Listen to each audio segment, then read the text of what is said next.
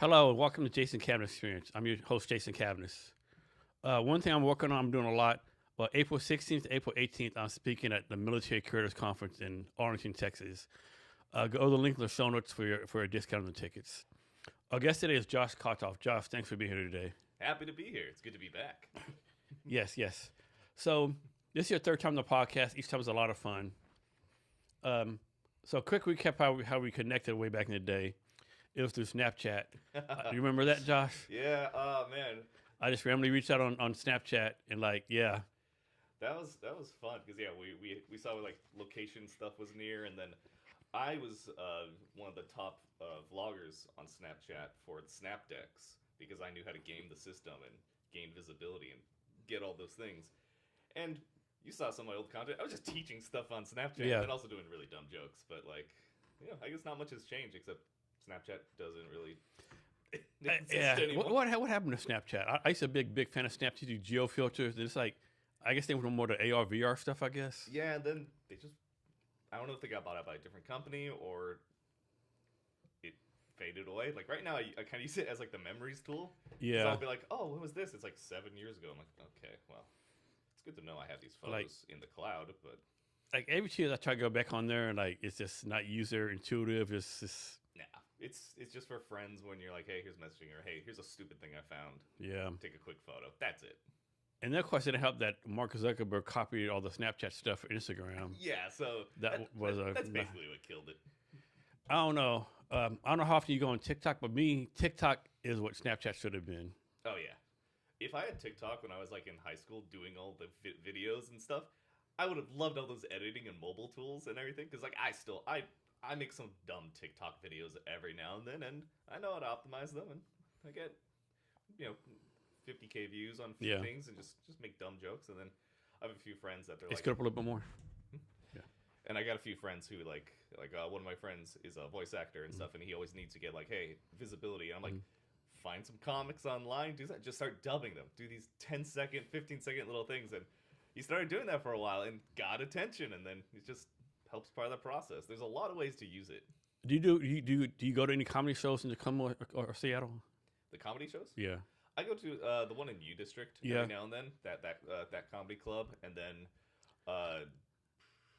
if there's something in downtown, I'll see it. Like right before pandemic, literally right before pandemic, I saw Norm Macdonald's last live show in Seattle, and it was amazing. And man, miss Norm every day. Of course, it's probably too far for you, but in Tacoma, they have 2 really good comedy clubs. Nate Jackson Comedy Club. He actually just did a Netflix special, and the Tacoma Comedy Club. They have a pretty decent comedy scene down there. Awesome. I'll have to check it out sometime. Yeah. So, how does one become a voice actor? Does your voice have to see it sound sexy and smooth and alluring? Well, it definitely helps. No, it's been more accessible, especially, again, everything has been more accessible since pandemic because now people are having like voice booths at home. You can work from home. There's all this other type of stuff. I'm not an expert as a voice actor. I'm a casual voice actor. I do fan animations. People have me do like Halo stuff, Mass Effect, Optimus Prime. This is a bad one. But yeah, you really just need mic, a nice little soundproof corner, and learning how to do the takes. Like usually when you do an audition for something, you get 3 takes. You do ABC. But at the time you do your third one, that's usually your best because you're in the zone, and you got to practice and train yourself to how you can start at that third one and get better and better and better. And it's acting, putting yourself in the mindset, and then doing diction and really enunciating is something I have a problem with because sometimes I mumble and I'm very casual or tired. So how about this? So I watched a clip with Zendaya one day, and she was like voice acting some movie, and she said the hardest and the weirdest thing is like the voice act laughing when there's nothing funny going on. Oh. Like supposed to laugh hysterically like this, like there's no joke. Like she's like, tell me a joke, make me laugh, tickle me. Like okay, I need something to start with. Yeah. Well, I don't have that issue, but I'm a former theater kid, so acting is just for fun. And the best thing is I don't take it too seriously, and that's why I get to have more fun with it. And so did when you started? Did someone just reach out to you? You had to reach out to someone else. Like how does one get started being a voice actor? Just finding the right communities, like whether it be on Twitter or like special not special, just Discord servers or Voice Actors Alliance. And there's plenty of these sites where people post just open auditions and anyone can apply. And also you get to hear other people's auditions. So you could be like, oh, that was a really good one. I kind of like that take, but I think I could do it better. Or that one was really bad. I have a shot at this. So there's plenty of these projects out there, and you just got to find these communities. People are always looking. You're not going to get paid, but it's all about building up that experience, and eventually you get your voice demo reel, and then you can get an agent and start doing commercial. So is all this AI voice stuff going on going to pretty much kill all y'all's careers? Well, luckily a lot of like SAG and all the Hollywood stuff and the Voice Actors Union have been lobbying against that. And in general, whenever there's a AI generated voice, a lot of people just don't trust it. So it usually denotes low quality. Some people in the voice actor community are using AI, but more as like, hey, this is the type of voice I'm looking for. This is the concept. And then people can come in and be like, hey, I can either voice match that or I can try to get that. But it is annoying. And like, it used to be able to go on like Fiverr and do like voiceover narrations and stuff for very, very simple things. I did that before. Could make a few $100 just being like, hey, would they need this for like a student film? Or hey, this guy has a small shop and he wants like this thing red or whatever. And now it's destroyed because just people are just using any AI voice to get through it, and it makes things sound cheaper. And I always want to keep people in the equation. Does the voice acting matter if it's like this animation movie, a regular movie, like Fortnite? Does that have to change anything? Or is voice acting just voice acting? It's just acting in general.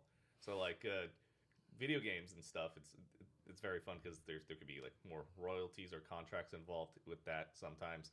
I personally like commercial because you could either be like classic things on the radio, or my buddy Ian did a few announcements for things, and then it was just like playing in some grocery store in the Midwest, and he was like, "That's crazy! Some random town with this little franchise has me like narrating specials and like promoting their store."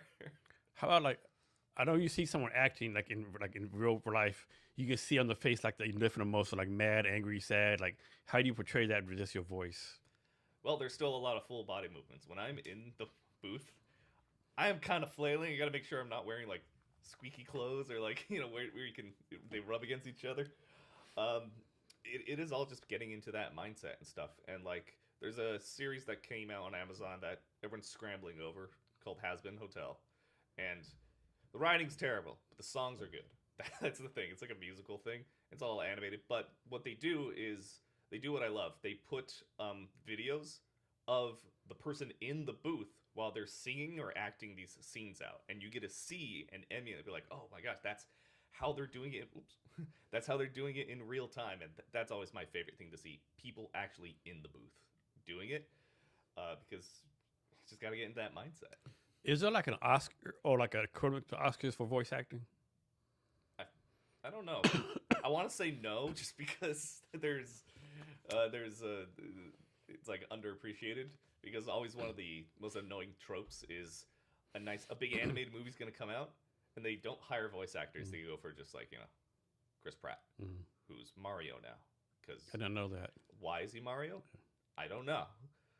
There's a million other voice actors that are extremely talented that work in animation and video games and stuff that could be perfect for these animated movies and roles, but you know, it's Hollywood star power on the poster and stuff. It's just how it's gonna work. Yeah, yeah. So what do you want to drink first? Ooh, do you have any rye, or is it all bourbon? This is a rye right here. I would love to try some of the rye. So previous guest bought this to me. There's like a, what's it called? A distillery in Fremont that makes it.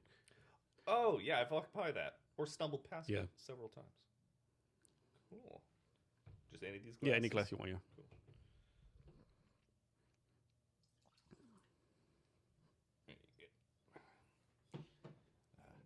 Now the real work talk begins.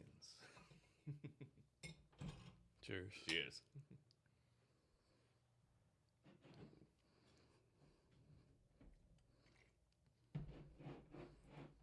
And one thing that's funny how like different people like different bourbons. because I like this one from Fremont. I really don't like the Rebecca Creek. Rebecca Creek is from a town by my hometown, Verde, Texas. But I don't really like that much. The guy who came to the podcast on Saturday, it was opposite, right? He didn't like this one, but he loved that one. So sweet. Yeah, amazingly, right? Yeah. Interesting. Usually I go for ryes because I like the burn better and less sweet. Because like sometimes if I have a bourbon, I can just taste the sugar. Yeah. Like sometimes like my friend will be like, "Hey, how about you Bullet?" Because I like Bullet Rye. Yeah. And they get me the Bullet Bourbon, and I'm like, "Well, that's gonna last me a month because Yeah. I'll have it." I'm like, "Oh." Yeah. But I'll have to bring you one of my bottles sometime. My favorite, High West Double Rye. Oh yeah, I like High West. Yeah. That What do you think about this one so far? It's sweet. It's got a good burn. Yeah. I don't like it. It's too sweet for you. Yeah. But it's whiskey. I'll drink it. Yeah. Yeah. So next, you're gonna have to tell a story of when you had your very first bourbon. So, I didn't have my first drink till I was about 24, 25. And gotta admit, the first time I had my drink, it's a pretty cool time. So, paying my way through like college and projects and, doing all that, I worked a lot in Hollywood. I did event lighting, event setups, all that type of stuff. So, one day we got hired for this birthday party event by some crazy rich lady in Beverly Hills. And that is the place where I met probably the most amount of celebrities I will ever meet. And I got signed on to that party because I don't like overreact or get starstruck, because you can't. if you're working these events and you see someone famous, you can't like run up to them and be like, "Oh, hey, I love all your things." They're like, "Who the hell's this guy? Don't let him work here ever again. He's bothering people." So we were setting up for this birthday party, and they were like, "All right, well, now you can enjoy the party." I'm like, "Oh, we don't have to leave? Cool. All right." And I met so many celebrities there. We got a noise complaint from Eddie Murphy next door and stuff. But I found myself at a table sitting with Eric Idle and Drew Carey. And then Drew Carey came over with just a bunch of drinks. And he's like, "You're over 21, right?" I'm like, "Yeah." He's like, "Here you go." And it was like American West. Something. They had like some sponsored like bourbon whiskey. And yeah, so Drew Carey gave me my first whiskey. That's a damn good story. Damn. That's funny. You are 21, aren't you? Yeah. You must have looked really, really young. I still get carded. I got the baby face. I'm just now puffier. Yeah. But that's the winter weight. Now that the winter is starting to end, I could go back outside and go back to the gym and start running. So I think I pulled this from your LinkedIn or somewhere a couple of months ago. I don't remember when. But you wrote something that said, it may have been the way it last out over, but basically you wrote, "This was not my favorite year. I'm bad at posting the recaps of the good adventures." Why do you think you struggle with posting good stuff about yourself? Because I criticize myself too much on how I could be doing things better or how I should have done this a certain way, and I think that was on Facebook probably.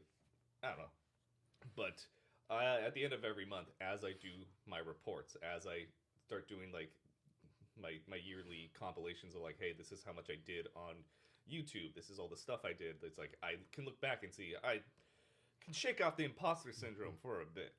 So it's just something I need to work on. But it's also because right now I just don't have an office. I'm just working from my home, and if I want to talk to people, I got to go outside.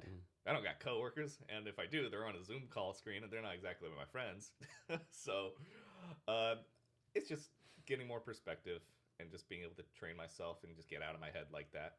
But I've done it before, and it's just like anything, it's a muscle. You just need to flex and train. So how many clients do you have right now, if you can tell us that, estimated number? Well, I got about 5 ones that pay, and then on rotation, I have about 19 YouTube channels that rotate throughout the year.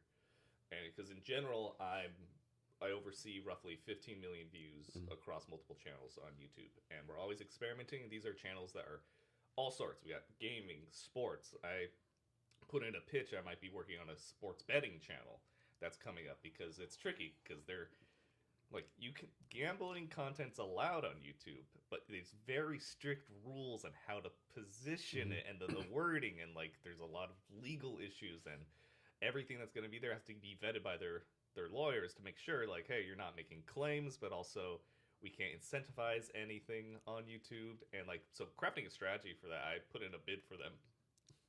I'm excited to hear back, and we'll see. And then there's a bunch of entrepreneur channels. Gaming channels are kind of my favorite, just because I don't get to play games as much as I want to anymore. So they get to play the games. I'm like, oh, okay, that looks pretty cool. I get to live through them for that. So off subjects, you know how that one young lady out of Oakland, California, I think her name's Alyssa Liu, won like the ice skating female gold medal. Oh yeah. And I saw, guess she just randomly put on Instagram, I would love to have a Fortnite skin. That same day, Fortnite had a fucking skin for her ass. I love that. Like, goddamn right. Me and my friends have a slightly unhealthy relationship with Fortnite. Yeah. Because, like, you know, we all thought we were going to live next to each other. Now we're scattered across the Yeah. country. And Fortnite is just one of those games where, you know, we don't always have the most time to get together and game. We got time zone differences. One of them has a kid now, all that type of stuff. So, like, once every other week, we get to find ourselves all online, and we're like, let's just play Fortnite. Because, you know, 10-minute matches, we just have a few drinks, we put on too many skins that we own and do bad voice impressions of those characters, and then we just laugh and just have a great time. Do you do anything like with Twitch or Kick or anything else, or is it only YouTube? I do a lot of Twitch on the side, so like, but we haven't done that in a while, just because we need to redo our setup, because we're all playing remote. So like, if my internet's the bad one, it's gonna affect all three of our streams or anything like that. But I got a lot of content that's backlogged, and I have probably about 20 episodes of gaming content cut down from 4 hours to 20 minutes for episodes of just us dicking around and stuff. And the hardest thing is us just picking what name we're gonna do, because everyone always goes, Josh, why don't you have your own YouTube channel? I'm like, because I manage them and I know how much work it is. I don't want to do all that. So this is just for fun, casual stuff, and we enjoy it when we stream, because people actually tune into us every now and then. We get decent numbers, sometimes 50, and we're like, okay, that's a lot of people. And it's because we're not always on. We're not staring at the chat going, hi, yeah, welcome. Oh, yeah, we're going to play this game. No. If you tune into our streams, it's like you're coming in and just sitting on the couch with us. We're just complaining about work. We're complaining about things, making fun of each other, creating new inside jokes, being slightly racist online. You know, all the just hanging out. Yeah. And that's what it should feel like. That's why like the best podcasts are like that. It's Yeah. just people talking, having fun. So I think with content, I think some people have a problem not enough content, right? Obviously, make more content. Well, what about people like have way too much content, right? Like, even if they post, there's no way they can post it all, right? Like, what is your advice for those people? 'Cause I think some people are like, oh, I have 100 pieces of content, I got to push it all out, right? So how? But maybe it's not best to post it all out, right? Like, how do you advise people about too much content? Well, it's all about posting smart and building out an inventory and a schedule. Because if you have a lot of content, that's great. You could have too much, and then at the point you're going quantity over quality. So, and it's all about pacing too. I saw you posted 120 shorts in like the past 3 months? Yeah, It's too much. too much. Okay. That's too much. Okay. Because at a certain point, you're cannibalizing your own views. Yeah. At tops, we do 3 a day. Okay.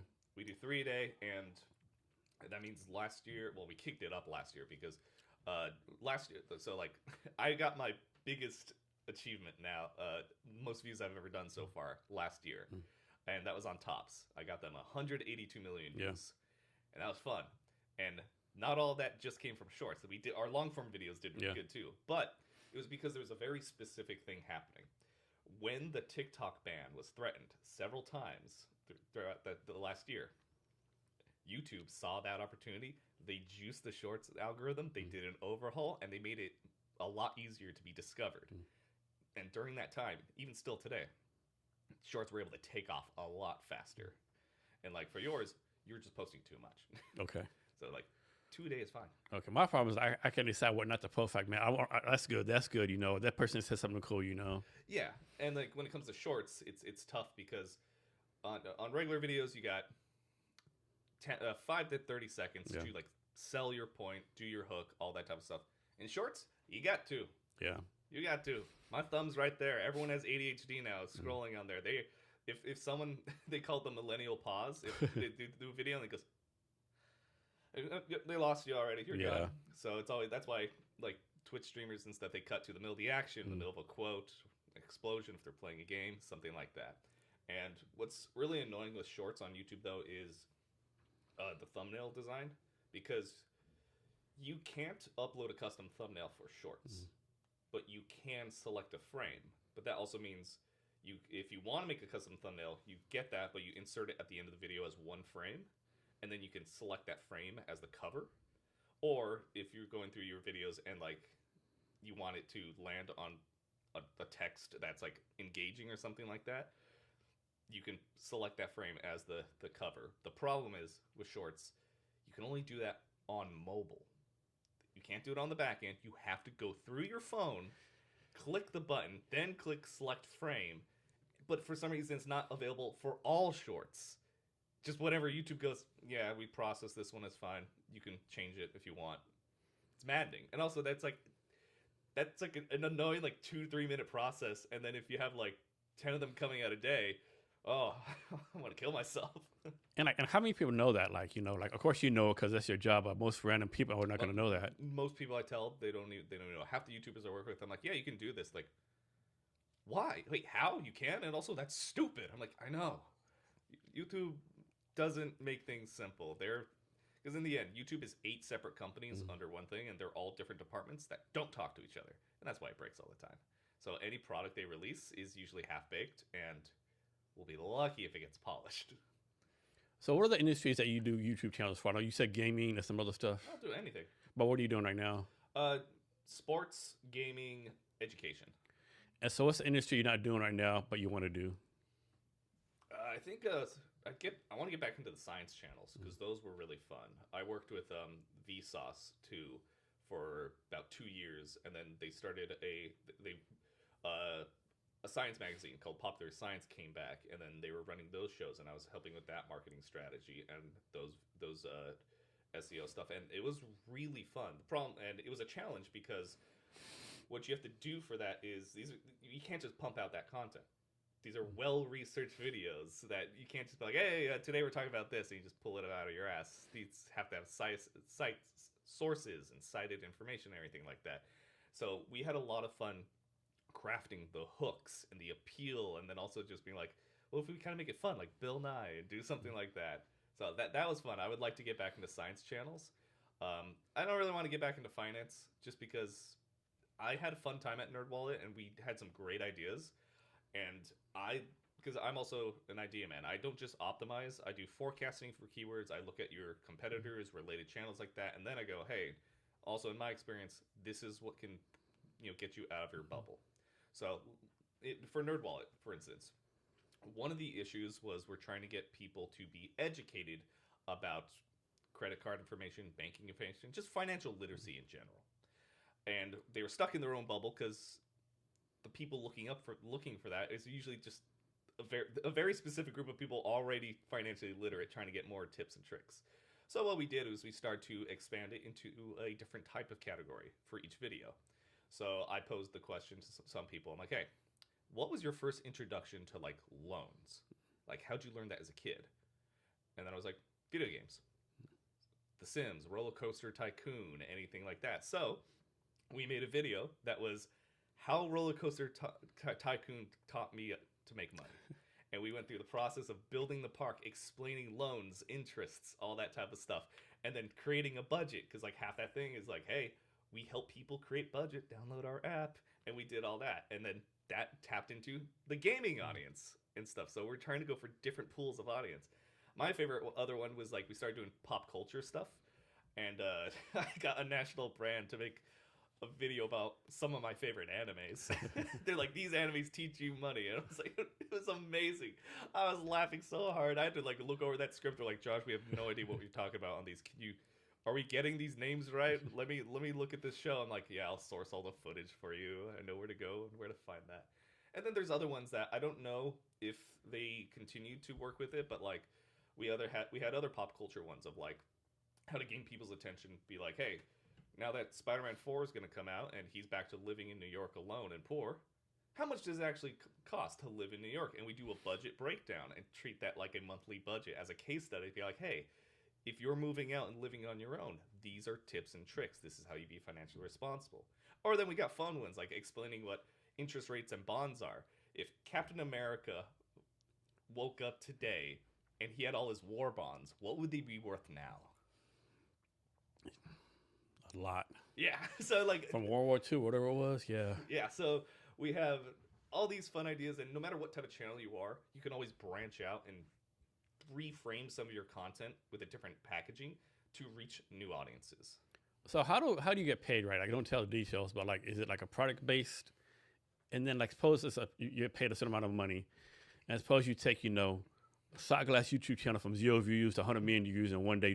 Is like some kind of bonus percentage tied into that, or how's that all work? Usually it's best to keep it simple. So like I'm either on retainer for like monthly channels or like a yearly contract, or the other way I make money is me and like the other two guys I work with who are really great friends, and we all have a different area of expertise on YouTube. Like one guy, so good at thumbnails, so good. I'm not a graphic designer. I can just tell you what it shouldn't look like. And then the other guy, amazing ad revenue researcher. He can get the ad and monetization rates up like nobody's business. And I'm tagging, strategist, and the ideation.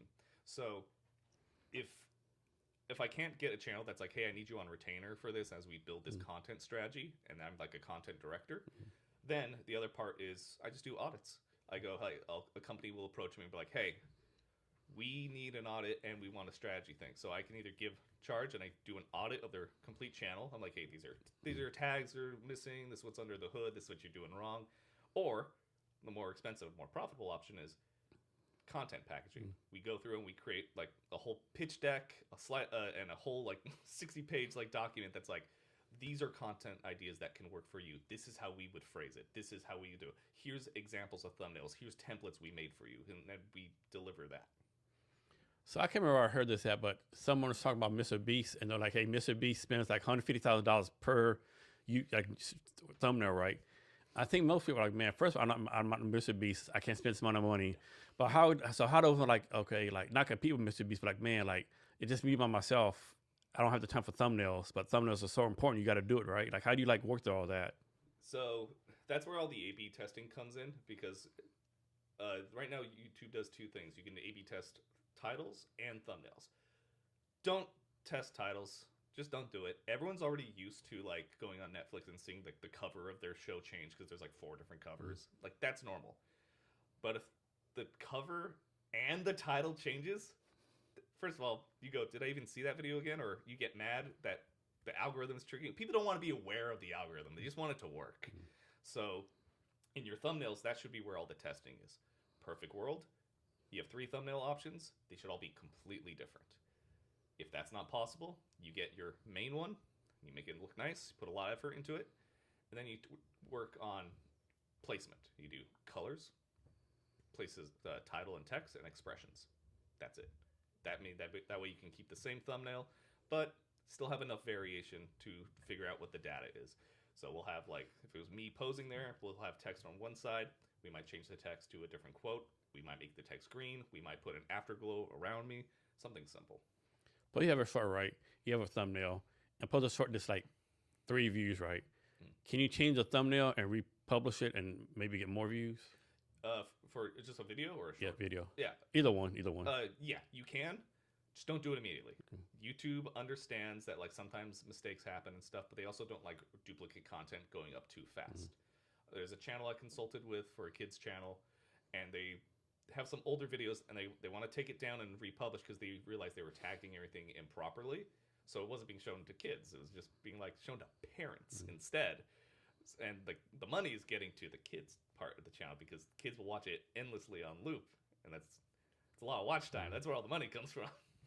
So there's a podcast out there. It's like on Apple iTunes or Apple Podcast, you want to call it.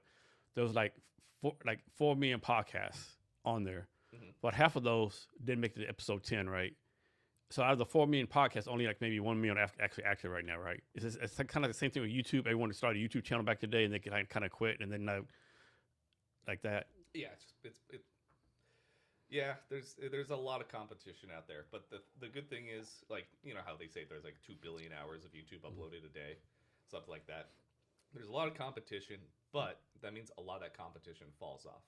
For people, especially like in the gaming channels, they get a little burnt out a little fast because they're like, well, now I'm playing games and I'm supposed to relax, and now it's not relaxing me because it's a job that's not working. Like, all you have to do to be competitive on YouTube is post one video every 2 weeks.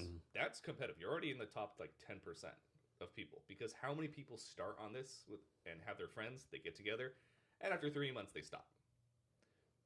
Channels, if you keep going for at least a year and you're consistent, you can go from 0 to 50K subs within a year. That is entirely doable. And that means your average view range could go from 0 to 15 to 50K views per video. So how does what's your opinion on people that go on like doing YouTube live? Does that like trigger anything algorithm wise, anything like that, or? Yeah, so there's some channels that do it and nothing happens, but in my experience, YouTube's live streaming kills a channel. Just because what it does is it burns out your subscription notifications for all the people who click the bell or whatever, and they put you on the homepage, and then if that subscriber didn't tune in during a live feed, they go, well, I guess they're not interested in your video, so your next video we're not going to show it to them. So it can negatively affect your... Yeah. Okay. That's why, like, when I was at NBC and we had all these different gaming network shows, we put all the live streams on a separate channel. We just called it G4 Live. So they know where to go. Plus, it made it easier to do simulcasts with like Twitch and Kick and what other platforms they have out there. What's your opinion of Kick? Kick's a pretty new platform, right? Relatively new. I don't really know much about it. Okay. No problem. So like I joke around all the time, though, if you want to listen, go to YouTube University, right? Yeah. But like, how did you get so tech about YouTube stuff? I'm sure there's no college degree. It was just a matter of fact, like deep diving and learning your craft, like doing different experiments on YouTube. Like, how do you learn, like, be so technical? You just got to do it. So, because you just got to be in the weeds and stuff. It does also help for me touching different types of content. I hear all the different things that other channels experience. And plus, like, I got a small Discord group that we all talk whenever there's an algorithm change or suspected algorithm change and everything like that, because like some of these channels that aren't gaming don't deal with certain issues. Like for a period of time, a lot of channels couldn't do any horror games or fighting games because the AI interpreted it as violence in general, or the blood and gore would pop up and then the video get flagged and demonetized. So then you have to do technical tips and tricks, just knowing how the platform works. What we do is we take that footage, if it's like a Mortal Kombat thing and the guy gets like decapitated, well, we take that section of the video and we turn it black and white. And now the blood's not red anymore and the AI can't see it. So obviously there's a lot of great YouTube people like yourself out there, but there's also, I'm sure, a lot of scam artists right there, right? Who don't know shit, right? Tons. So how does like a person like, man, pick, John Bob, what's his our new YouTube channel doing whatever, right? He has no knowledge about YouTube, SEO, like how does he not get scammed, so to speak? Personally, I would look for someone that has film background experience in general, because YouTube and film go hand in hand. Like, I know how videos work because I've made shows and movies and all this fun stuff in high school and college, and like working with YouTubers, like we know how to craft a story and do all that. If it's just some guy who just can only do SEO and talks about like newsletter optimization, which I see on LinkedIn all the time, because it sucks. Like, my job isn't really an official job yet. Like, I've been lucky the past few roles I've had for these national companies to have a company trust me and look into the future and going, we're going to need to get ahead on this. But anytime on LinkedIn, I just see people posting like YouTube hacks or anything like that, I will immediately block them and stuff. So they give us a bad name, and I should probably get more aggressive on LinkedIn trying to post my teachings and stuff, because you've seen my posts on Snapchat and on Instagram. I treat it like a business. I'm just always giving tips and tricks, showing people things underneath the hood, and I'm qualifying my expertise that way. Plus, I just want to add value to it, because if you're looking for a YouTube person, you need to find someone that can educate you, not just sell on you. Because if I can't educate you and let you understand what I'm trying to do, you're not going to see the value in what I'm doing. And then I'm just disposable marketing at that point. Yeah, for me, at least once a day, twice a day, either on LinkedIn or email or somewhere. Hey, Jason, it's our YouTube channel. Here's a free audit. from Yeah. some dude from Bangladesh or India or Yep. like, you know, Malaysia. It's always Indian bots. It's like, man, it's like, I don't know you, right? It's like, Yeah. I'm not giving my YouTube channel to some random dude, right? Yeah. Oh, so you can scrape all my data? Yeah, Sure. it's like, I'm not doing it right. It's like, yeah. But every day, like, it's just, and always from like one of those type of countries, like third world countries, like, and it's never like, never had a website, you know? Yeah. It's always some broken English dude speaking. It's like, it's never someone from like, you know, San Antonio, Texas with a website with 30 references or nothing like Yeah. that, you know? Well, my website's back up, and we are doing an update on it to update all our numbers and stuff because I calculated it. Oh, what did I do? So for 2026, we had a real fun one. That's when my imposter syndrome started to disappear. I was like, okay, maybe I did some. Maybe I think I know what I'm doing just a little bit. Where is it? That's our long crime network. All right, so total views for 2026 across all managed channels, 404 million. Cool. Total watch time for all that, 38 million. And collective total subs during that time, 8.1 million. Nice. So, like, granted, some of these are big channels, so it's like they already have the pool, but there's a lot of medium and smaller success stories built in with that. But yeah, our new website is up. It's bluestreamagency.com. Do I not even know my own name? Dude, does subscribers matter anymore on YouTube? Subscribers will always matter just for a visual perspective. People follow the numbers. Yeah. That's what it is. Like, there's certain points where older videos take off just because they just have that many views. So people go, oh, it must be a good video. It already has 1 million views. I'm like, no, there's plenty of not good videos out there that have 1 million views. But subscribers are a great form of tracking your engagement because if you are getting good views but no one's subscribing, obviously then you have a hook problem. There's no incentive, or it could be as simple as like, hey, you just need to start putting a subscribe button that pops up every now and then. Yeah. Like that's number one for like channels where we can't fully integrate a call out because it's either like a really dense subject or something like that. Fine, we do at the 3-minute mark, 5-minute mark, and somewhere else, little graphic just pops up, says subscribe, click sound, goes down. And that usually leads to like at least 10% more people starting to subscribe because they just need to be reminded. And then they go, you know what? Okay, I do like that. Subscribe. And people rarely unsubscribe. So. Yeah. How about you'll be on YouTube and you'll see someone saying like, hey, they're like they'll say, hey, don't forget to subscribe to my YouTube channel, click the bell, right? Do you saying that actually in the video help any?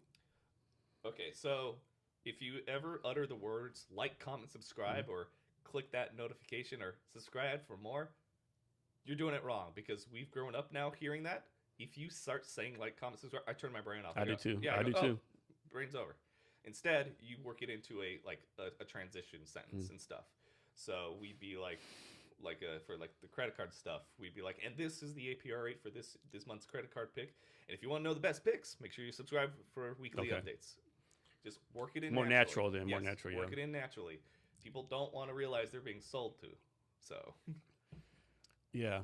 And then you should do that in the within the first 2 to 3 minutes of the video, because usually that's when your value proposition is already established and you're like, hey, I'm an expert on this, or this is the premise of this video, and we're doing all that, and then just scatter it the rest of the time. Like if people are always struggling to figure out where they should put it as early as they can in the video, look at your average watch time then per video. So like if you have a 10-minute video and like the average watch time, average percent viewed is like 30%, so you're looking at 3 minutes. Okay, let's do it 30 seconds before that 3-minute mark then, because everyone's watching until that's the part where they start to drop off. So like, suppose someone has a 10-minute video, right? How much of the video do people watch when they get credit for the whole 10 minutes? The whole 10 minutes. Oh, 10 minutes. So it's not like they watch 20%, they get credit for the whole thing. They have to watch the whole 10 minutes? Yes. Okay. Yeah, it's all about watch time. And so the average percent view you want for a video you should be aiming for 40. 30 is acceptable, but you want to hit 35 to 40, and that is when YouTube goes, okay, I can measure this as a quality for the video. It will say this is a good video because people are watching this percentage of it.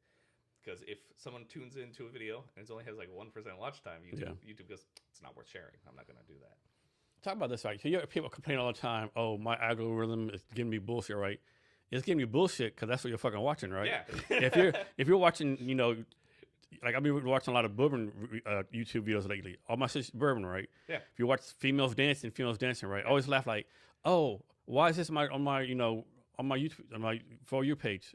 Because you watch something just like it or pretty fucking close. Yeah, that's why like I make sure all my algorithms are really nice. Like I got my Twitter down. It's just like certain game news updates and like Halo. And like my Instagram is like owls and like cosplay stuff. And anytime it gets messed with, same with TikTok, all you have to do is scroll past, find one of the things you generally like, just bookmark it. And then the algorithm goes, oh, he keeps bookmarking this type of content. I'll fix it. Or like LinkedIn people claim, I keep on getting this from watching people I don't like. You just fucking unfollow the motherfucker. Yeah. Also with LinkedIn, there's so many bots now. Like, oh my god, it's ridiculous. Yeah. I'll post an update like, hey, looking for YouTube stuff, and then I'll have the Indian scammer YouTubers messaging me like, hey, we saw you posted because I mentioned the word YouTube. We could do a free. I'm like, guys, come on. Yeah. Don't reach out with me with a bot. Yeah. Like I talked to plenty of recruiters on LinkedIn and stuff, and because I make friends with a lot of recruiters because they're like, yeah, we get questions about YouTube and we just don't know anyone who does that. And then I'm like, hi, I'm here, I'm reliable. And they're like, oh, you actually explain stuff. Great. Yeah. So YouTube SEO and we'll call it regular SEO. Those basically the same things or it's done differently? It's kind of done differently. No matter what, Google still owns YouTube. They're a part of the same company. So functionally, their algorithm has the same foundation. Now, a lot of people will tell you, they'll be like, well, tags don't matter on YouTube. I'm like, look, there's some truth to that because it's like when your video is processing, they're already doing a transcript of the video to verify what's in the video. They're grading it and being like, hey, this is the content he talked about. This is like what we can do. This is the grade we give it for. One, is it appropriate? Does it fit within all our guidelines? Does it break anything? And also, the more important thing to YouTube, does this affect ad rates? Because if you get on a more sensitive topic, you get served lower quality ads because those guys are willing to pay to be on anything. What was I got lost in my own thought. Well, is there a difference between YouTube SEO and SEO? Yeah. So tags, some people will be like, oh, you don't need them. I'm like, no, you do because it's a form of measurement and stuff. And also, it's really nice to be able to pop up for a keyword you're trying to rank for. So that and there's still metadata. So the title still needs like keywords. The description for this would be like the same thing as a meta tag description, but like on YouTube, you have 300 characters. First 3 lines above the fold, as they call it. And that's where like and also technically even in the video, sometimes it helps saying the specific keywords in the first 30 seconds. Like, hi, we're the entrepreneur podcast, business podcast stuff. And the algorithm it pricks its ear going, okay, I know what you are. The rest, though, is a different form of engagement. On regular SEO, all I have to worry about is clicks. Can I drive them to the site and then my job is done? How do I show up to the right audience? YouTube, now it's engagement because we're dealing with storytelling and branding at the same time. And those are part of the SEO checklist in YouTube, but they're not traditional like SEO stuff. YouTube has a checklist of all the things a video should hit. And like, custom thumbnail, things like that. Can it be 1080p minimum? That type of stuff. You have to hit all those checkboxes. And then now the finesse and the magic comes from crafting your storytelling. How do I get that percent view rate up? How are they watching a majority of my video? Are they converting? Am I driving them to different traffic or my website? Do I have backlinks that are supporting this video from external sources? So like our newsletters for tops. If a video is failing, we put it on the newsletter and then it's like, bam, it's right there. Funnels straight into the video, gives the video a boost. Same thing with LinkedIn posts. You can highlight it on LinkedIn and then if people see value in it, they're clicking through. YouTube is able to look at that and go, hey, that backlink is directing a decent amount of traffic. Okay, people are looking at this and it looks quality. Okay, you know what? Let me give it a little more visibility. Let's see how this works. Is there a YouTube channel like you worked in the past and you're like, you took the channel like, man, this is gonna be a fucking tough one, right? Like, maybe I should have took this one, but then it ended up like you really like fucking like did very, very well on that YouTube channel. Yeah, it was the science channels because I was like, these are dense topics and like they are hard to tag because like most videos I could tag the topic and stuff, but like when we're dealing with certain these science channels and education stuff and like history of technology and things, no one's gonna be searching those very specific terms. I gotta find related terms. Like I gotta get creative with it. How do we go from specific query searches now to category and related shows, and how do we show up for that, or at least run parallel to competitions? And it was fun. I wish it lasted longer, but like, just well, it was 2 years. It was plenty of time.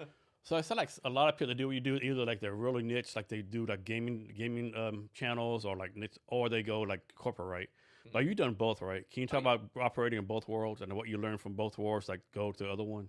Well, definitely when it comes to like working with regular creators, they're definitely more passionate. They're a lot more paranoid though, because a lot of YouTubers get stuck in the mindset of more videos mean more money. I go, no, please don't. I had one guy, and he's now my close friend, and he came to me and he's like, "Can you fix my channel?" I'm like, "You're a really big guy. I don't know. I'll try." And he was going insane. He was putting out 6 videos a month, and these are like 20-minute videos, going crazy, trying to get it to work. Because in that mindset, you're panicking. You're going, "If I just post more videos, I'll get more views. We'll do this." And I'm like, "We have to scale back." Because now you're cannibalizing your views, everything's off target, you're confusing your audience, and then they're a lot more receptive to like certain changes, or some of them are. It's their livelihood. I completely understand, but they're definitely more passionate and like willing to experiment on a lot of different things. When it comes to corporate stuff, there's a lot of cooks in the kitchen. There's a lot, and also if a video doesn't do well, most of the time they go, "Well, we'll see it for the next few videos because we already got that template made, and for the next 2 months we're shooting this style of videos." It's very rigid. So at that point, I have to do a lot more data work to be like, "Guys, I'm telling you right now, it's not working because of this. It's gonna perform these next few videos too. I'll do my best to steer this ship, but yeah, well, we'll talk about this in the quarterly review." So how does this work? I'm sure this never happened, but suppose you have a YouTube channel. I'll make this up, and post it gets 1 million views a month, right? Mm-hmm. 1 million views January, 1 million views February, 1 million views March. And in April, it goes from 1 million views, like 100,000 views, right? Do you like do like a deep dive, like what the fuck's going on? Oh, like, yeah, I'd have to. Yeah. And sometimes it could be as simple as, well, you gotta start simple. You gotta be like, did we break a rule? Or did one of our older videos get flagged and now we got like kind of shadow banned temporarily? Or did we change format and did that really negatively affect things? And if it's a corporate channel, I usually go, are you spending money on ads on YouTube? Because a lot of people go, no, we aren't, and I find out they are. They're spending way too much money. And when Google Ads recognizes you're a corporate account funding a YouTube channel to like promote it and do all that those ads and everything, it essentially becomes pay to win, kind of like how Facebook is now, where you can post something on a business page and it doesn't go anywhere, throw $5 at it. It works just like it used to then. Yeah. So I had a few corporate channels that were like that, where they had an ad spend that was a ridiculous amount of money. The second they stopped, YouTube's like, we're just not show you anymore because they want their money. Yeah. What's some like big mistakes you see people making on YouTube besides overposting? I think it's just I would say content length, because you have to balance between your intro hook and get your value proposition out there and all that, and then your length. Because some people are like, well, I see 3-hour videos posted all the time. I'm like, yeah, but that works for their audience. Because you have to also have to understand what you create is also a barrier entry for people. YouTube is very specific in the way, if you put on a 2-hour video essay, you go, I know I'm about to waste 2 hours. I can see how much time I'm putting into this on YouTube. And then it affects your average percent viewed. Because, again, if you have like a 5-hour video but only 10% is watched, YouTube goes, clearly it's not a quality video. And then you can always make them smaller, cut them up, do whatever. But it's finding that sweet spot. Back at NBC, we had an issue with one of our pop culture review shows. It was like comic something. Where they were like reviewing Mandalorian at the time, because it just came out and everything. And Mandalorian episodes were about 40 minutes ish. The videos we were releasing were 50 minutes. And I was like, guys, first of all, the review can't be longer than the thing you're reviewing. I'm like, please, let's hit 20 minutes, maybe 15. They're like, we can't do that. We'll give you 25. I'm like, okay, 25, fine. And the average percent view went from 15% to 45%, and views tripled. We were struggling to get 5K. Every video is getting 15 to 25K now. And it's just those little changes, because you don't want to waste people's time too. But like, viewing habits have still changed over YouTube. One of the things we're doing right now is going to legacy YouTube channels and repackaging their content. So like, if they have if this gaming channel has a bunch of existing content, we're able to categorize all their videos, put them into pillars, content pillars, and be like, hey, this would work for a compilation this long, and this long, and you levelize all the audio, and you make it like, hey, sleep and relax to, or something like that, because viewing habits from pandemic changed everything. Before pandemic, an 8-minute video on YouTube was pretty long. Everyone's like, whoa, I have to do 8 minutes? That's crazy. Now 15 is like the minimum. Yeah. Everyone's making half-hour videos and everything like that. So, but they're not watching. So the longer a video gets, especially if it's like 20, 30 minutes, all you have to do is you front load the first 30% of it with editing, like the editing you care about. After that, you can relax on editing, on effects, on on-screen visuals, because by that point, honestly, you're on their TV playing or you're on their second monitor. Is there a YouTube channel out there that's not like famous, but people should be aware of it because it's actually really damn good? There's a lot. There is a lot. I've been going through movie review channels, and this guy blew up in the past year. His name's Pointless Hub, and he's just a dad who just talks over like little graphics he drew, and goes through all, like, he just goes through a bunch of movies. Another guy, Bullets and Blockbuster. Again, just another guy, started exploding this year.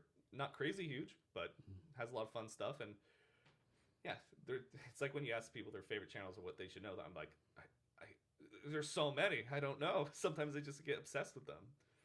So you always hear, like, get the 100, like the silver button, gold button, like subscriber list. Does that really matter? Like, I guess the more subscribers you have or more buttons you get, the more they push your algorithm out or something. Okay, so YouTube, it's an unspoken rule on YouTube, but YouTube will help you out until a certain point. So like, in the very beginning, you're on your own. You got to get to your first 1,000 subscribers, you're on your own. Especially you get to the first 5,000, you're on your own. Once you break 5K subs, you start getting shared in the algorithm just a little bit more. And then the thing is, though, once you hit 100K, and then we've seen this happen multiple times, YouTube, your views overall start to dip for a while, because now YouTube's not helping you. They're like, hey, you reached 100K. That's a great milestone. You can take it from here. And then we go, oh, shit. Now we have to, like, rebrand some of our content or, like, tighten things up and everything. So yeah, it's an unspoken rule, but, like, people know. There is a drop-off point. And how does someone get monetized? Is it based on number of subscribers, viewers watched, hours watched, stuff like that? Yeah, it's a few different factors. One, you got to hit 1,000 subscribers, or 500 if you meet the other parameters. You got to have X amount of watch time. I think it's like 1,000 hours watch time on. And I think it's like within a year, right? Within 90 days. 90 days, okay. No, actually, it might be a year. There's different qualifications, and then or you get like 7 million short views, things like that. And then, you got to verify your Google PIN and everything like that, and connect your AdSense and everything. I mean, honestly, like, getting that monetized is a big deal, right? But is there any other advantages to getting monetized besides getting the money? Again, it's one of those things YouTube won't say out loud, but if you can help YouTube make money, they're going to help you. Okay. That's because they want you to get monetized so they can get their cut. Does, like, controversy sell on YouTube? Like you say, like, controversial stuff and, like, clickbait stuff? Yeah, especially nowadays, because now everyone is using, like, AI to create titles and stuff, and now I can tell which titles are just, like, they sound clickbait generic because it's got that AI tone, but it's working, and I hate that. Eventually, the trend will probably get back to a more traditional title and trend, but right now, yeah, clickbait and stuff, and, like, especially if we're getting started, yeah, clickbait and controversy, once you get your audience and you start fostering a community, it's important for me to find that line in the middle where you can be like, hey, this is still some little bit of marketing and like, you know, like best practices of clickbait, but this is also my content, my product, or my personality, my vision for all this type of stuff.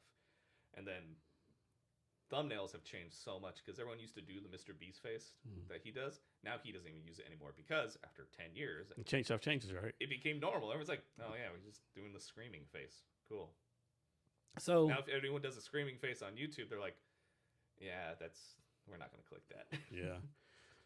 So it's like people are either like very creative or very business savvy. You be able to combine business and creative together. Like how we're able to like do this when most people can't do that. You mean like an example or like just no, like how you do it in general, right? Like people are either creative, they suck at business, or vice versa. You're doing both pretty well. Yeah, well, it's again, it's just storytelling.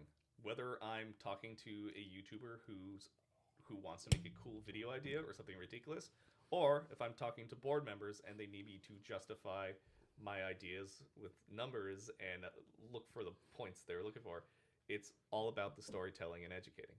That's what I'm doing, no matter what. It's going to be the same process.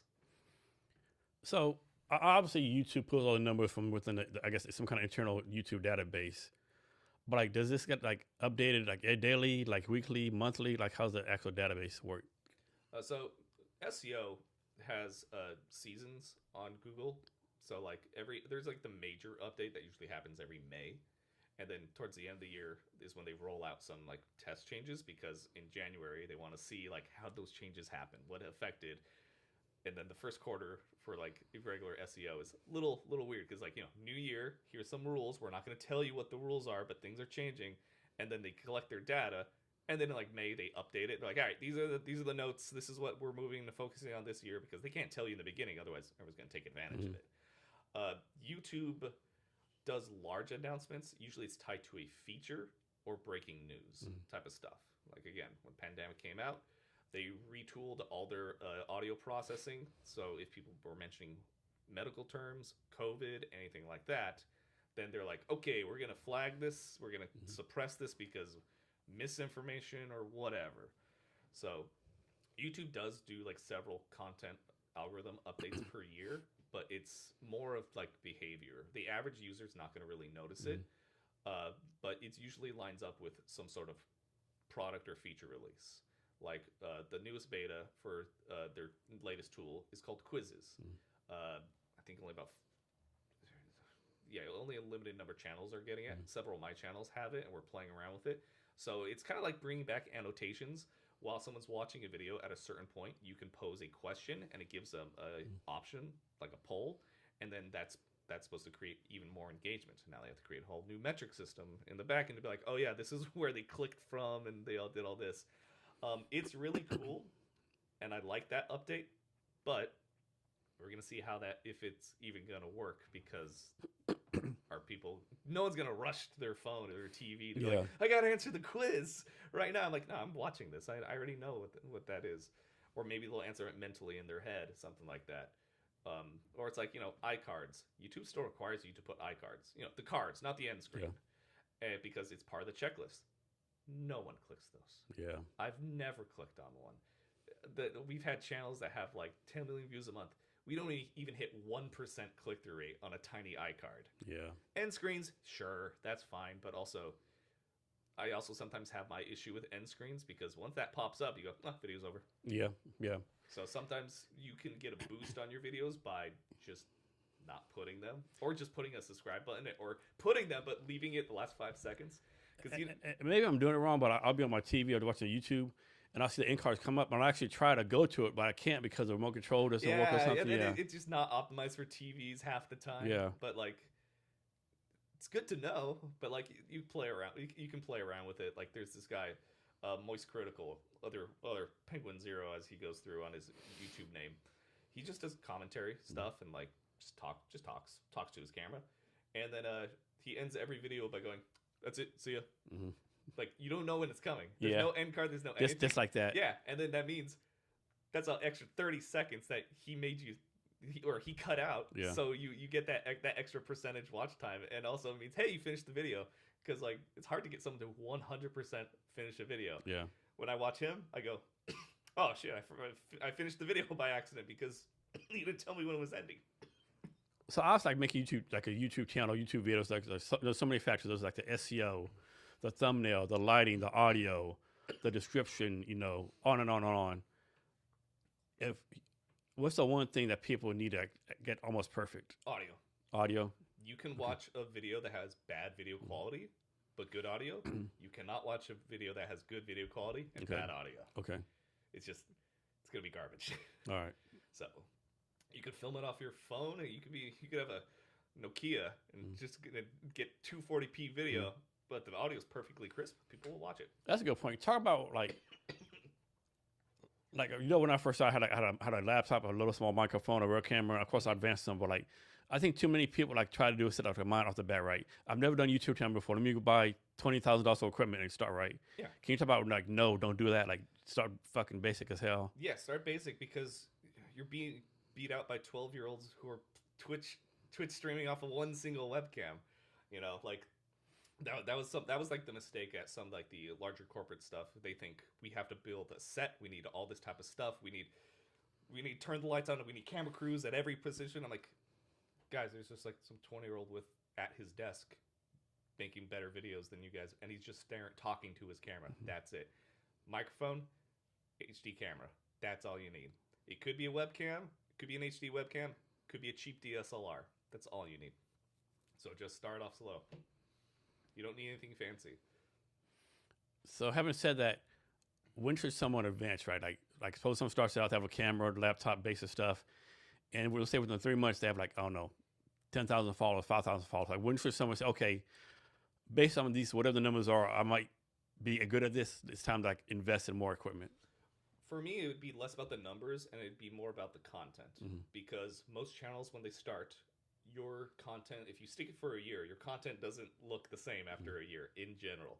You might come out with an idea in your first 3 months, you're working on that, and then you go, oh, well, this video took off and had interest, these ones didn't. Now I have to shift this. Or you just might realize that part of the topic you were talking about wasn't fun, and you go, this actually inspired a different thing. You know, like I've had friends who start a certain gaming channel, like, I can't wait to just do these games, I love them. And they're like, oh, it just turned out to be annoying and too much of a hassle. But this other game took off, and now I do that one. And okay, I could reframe the show, and now we can do this, and it's going to look different. It's the same thing I always talk to people, too, about their thumbnails. Whenever you start a YouTube channel, don't stress too hard, because after 1 year, your thumbnail is going to be completely different. Half the time, they change every quarter. So I love looking back at my corporate clients where, like, if there's an anniversary or something, like, I have a screenshot, like, the first few videos that before I worked on the channel, like, years ago, and then I'll post it, like, on the anniversary. I'm like, hey, guys, look how far we've come. They're talking about how, like, so many people are kind of not realistic, right? Of course, you need to be delusional, like, I think you need, like, I have the best podcast channel ever, blah, blah. But reality being, like, it's going to suck at first, right? You're not going to get monetized the first day. Yeah. Can you talk about, like, being patient, like honing your craft and, like, all that kind of stuff? Yeah, because you're not out there right now trying to please people. You're trying to please yourself, and you're perfecting your craft. Or it's never going to be perfected. You're refining it. And once you keep working on that, you're also going to outlast the impatient people. So don't be afraid to just stick to it and set realistic expectations. Like, be like, hey, I want to get 10K views by the end of the year. Something basic. And like, great. How many videos do I think I need to get there for that? Also, what is my pacing? Am I doing this professionally? Is this a hobby? Am I going to burn out on this? Remember, if you want to be competitive on YouTube, one video every 2 weeks. You could do once a month. Just make a nice quality video. And then if you want to be competitive with shorts, 2 to 3 shorts a day. That's a lot of shorts. You don't have to. You can just post up to like 3 to 6 shorts a week and just space them out whenever you want. There's a lot of ways. This is not a race. This is a marathon, because you're outlasting your competition and all the noise out there, and then also you're getting data too. You're not going to get data within the first 2 weeks going, wow, I'm famous. I know what people are searching for me. I'm like, you just started. You don't even know what you want and talking about. Because then after that, it's all about selling yourself. You could have all the cameras, all the HD equipment. If you can't talk, if you can't share your expertise, if you can't be likable in some way, no one's going to watch you then. Yeah. Example I always use, like Joe Rogan, right? oh, I'll start a podcast or whatever. I'll be Joe Rogan. Like, you know, I realized when Joe Rogan started, he was already fucking Joe Rogan, right? Yeah. He's already Fear Factor Joe Rogan, the comedy Joe Rogan, the UFC fighter Joe Rogan, right? And like, he'll tell you his first 200 episodes, like, they're fucking straight trash. Yeah. And he only signed for Spotify, like, after like 13 years in, right? Yeah. Like, one of my friends on his channel, he was like, okay, I have a video idea because I don't want to make too much of a video. I'm going to stitch together my first 20 videos I ever made on YouTube, and I'm going to review them and make fun of them. And it was amazing because he's like, these were so bad. What was I thinking? But the charm is there and stuff. And like, it's important to self-analyze and improve off of that. And again, your content's always going to be evolving. The platform's always going to be evolving and stuff. Did we know everything was going to be 30-second short-form videos? No, or at least I hope we didn't know that. It's still depressing that it is. There's like no middle ground right now. Yeah. It feels like everyone's either ADHD or I need noise something long because I'm alone in the house. Yeah, no, yeah. You just learn something from mistakes. Right? I think my 5th or 6th podcast I ever did, back when I was only doing 30-minute podcasts, I wasn't paying attention. I had a pen in my hand. I was like, click, click, click, click. So every second through the video was like click, click, click, and I had to fuck edit it all out because I didn't have the heart to tell the guests, hey man, can we do it over again? Like, man, this is my like 4th or 5th podcast. I can't ask this guy to do it over again. Yeah. And I can't like delete it because the guy's gonna come back and say, "Where's my fucking podcast at, dude?" Yeah. That was so fucking painful. But goddamn it, never do that shit again. Never again. And then like for non-film people, sometimes they film something and they're like, I need to post it raw. I need everything to be published. I'm like, you know, you can just cut stuff out. Yeah. Like whether it's dead air or we go, hey, that joke didn't work. Let's get rid of that one. How about items like StreamYard, TubeBuddy, those kind of things? Do those actually work or? I use vidIQ. Okay, vidIQ, TubeBuddy's okay. Yeah. I like vidIQ a lot more. They have some. Now I don't like using the AI tools, but it's good for brainstorming. Mm-hmm. So that's what I use it for. I love for brainstorming. Yeah. Yeah, because like I will not respect people if they go, all right, it made a script and now I'm gonna read what it said. I'm like, well then you're.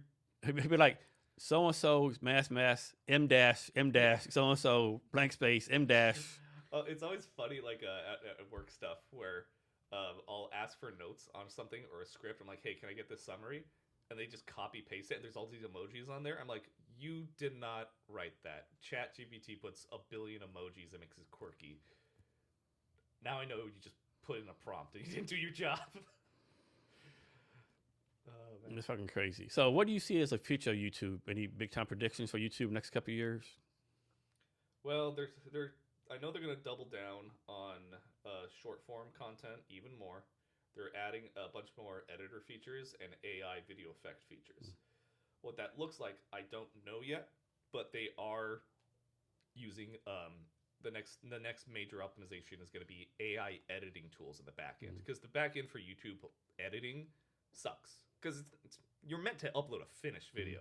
So when something goes wrong, that's why they have that tool, so you can cut or mute something. Like, you know, you get copyrighted, or a scene was flagged, or copyright material was flagged, or you showed too long of a movie trailer in your thing, or source some footage. Then you could go out and you can trim it or mute it and whatever. But now they're going to be adding, I don't even know why. They keep just saying video AI editing tools. I'm like, that could mean anything. That could mean like, it does backgrounds. It does automatic green screen for you. Does it add people? Does it take away? Does it identify logos and clothing brand or merch that's in the video itself? And now they serve ads based on what's in the video that you're watching? I don't know. So let's suppose, I'll make this up, of course, someone had a pretty good YouTube channel from like, we'll say 2018 or 2021. Like pretty decent, right? Making some ad money, like this different, all the metrics like pretty decent, right? And for a reason they stopped, right? They got a full-time job or they're tired of it. And like today, like, you know what? Had a lot of fun doing that. I want to do it again. So like start over or restart the old YouTube channel. It depends on the content. If you're doing the same exact content and you already have a base, yeah, you just got to wake that channel up. There's YouTubers I know, they take a year or two break. They're like, well, just had a kid, can't film videos with this, and also everything's going crazy. Guys, I'm taking a break. And they'll disappear for a year or two, and then come back like, hey guys, I'm back. And the audience will be like, oh shit, he's back, or oh my gosh, I didn't realize this person left, or whatever. But if you're doing completely different content, then just start a new channel. Can you use like YouTube ads or Google ads or whatever ads that drive people to your channel? You can, it's just don't rely on it. And you got to make sure your content's ready to be like shared and like it says polished as it can. Don't do the Google ads because that's how your account gets associated with them going, pay us more. But if you go in the YouTube promotions tab, most people should have access to that now. You can promote a video or channel, and it'll put you in related videos, which is helpful.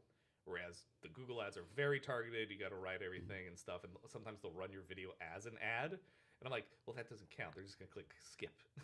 So, but if you do the YouTube promotions tool, I've seen success with that, but don't rely on it. You know, if you want to throw a few $100 at it every now and then, great. That's data. You can experiment with that, and then you never know what you're going to run into. What percentage of comments on YouTube you think are bots? Most of them, probably. Especially it's like user -4321 anonymous for no fucking picture. Yeah, but still counts as engagement. That's the thing. So that's why every video should have a pinned comment too, because you want to foster as much engagement as you can. And then like people need to be, people overlook the community page a lot because they're like, what? I'm gonna post on Facebook? Like they treat it like the wall. I'm like, no. It's great for announcing links to things specifically because if you're watching on like your TV or whatever, and they're like, all right, link in the description below. I'm like, well, I'm on my TV. So Yeah. like, I'm okay. I actually watch most of my YouTube TV, obviously YouTube TV on TV, and I got YouTube on TV. Yeah. And then so community posts are good for pushing links and also sharing photos because a photo makes you stop on YouTube while you're scrolling because it's bigger because you go, oh, yeah, that's a photo. Okay. It's not a video. Also, polls. Always do image polls if you can. I had no idea you could do that. Because like you do on Instagram? Yeah. Okay. So like if you do you know question and up to 4 options, you can upload an image for each option. That requires little reading because if it's all text poll stuff, you don't got time. There's swiping through. But if you go through and it's like let's just say for example the Breaking Bad channel, they've done it before where they just have 4 options. Which one's your favorite character? And you go, oh, okay, click, and then you see the percentage. That's engagement. And you move on, but it's important because for people who interact with that community post, you're basically guaranteed to show up on their home feed for your next upload. So that's why, like when we have big releases that we're worried about, we'll do like a day, we'll do like a community post like 24 hours before, maybe 48 hours before. So we get engagements, comments, people are voting on it. So that means when it's released, people that engage with that will have it on their homepage when we release to get as much visibility on it as possible right out the gate. You ready for another one? Absolutely. Okay. Which one do you want to do now? We already did this one. Yeah, that was sweet. So, yeah. You said, which one's from your hometown? So not my area in Texas, Rebecca Creek. So I'm from the hill country in Texas. So this is actually made with limestone water. Interesting. Yeah. Okay. But the town is called Bar Verde, Texas, like right by San Antonio. I have my cousins that live there in Bar Verde. Interesting. Yeah, it's blend. Corn, rye, barley. Okay, I'll give this one a shot. Give it. Great, now I got it on video of how weak I am. Here you go. It's cutting out that's cutting into me. That's what someone said before too, yeah. Is it not getting in? I'm like, why is why am I getting a headache in that one spot? There it is. Cheers again. Cheers. Let's see. I can smell the bourbon. So have you ever been to I can't remember the name of the place. I think it's like That one's better. like this one better. Yeah. See, I'm opposite. I like this one better than this one. Really? And the guy that came from Mexico, he likes this one better. It's not as sweet, but I can still taste the bourbon. Yeah. I can still taste corn, and it's definitely a blend. But yeah, it doesn't burn too bad. Yeah. I like it. Cool.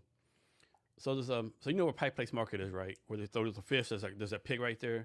And that kind of corner, I think it's called a Pike Place Bar and Tavern. You have to go upstairs to it. Have you been there before? I probably walk by it. Yeah. I'm not sure. So we got time. We're gonna go there after this Oh, cool. because like my guy flew in from Mexico to be on a podcast, Chris, Mhm.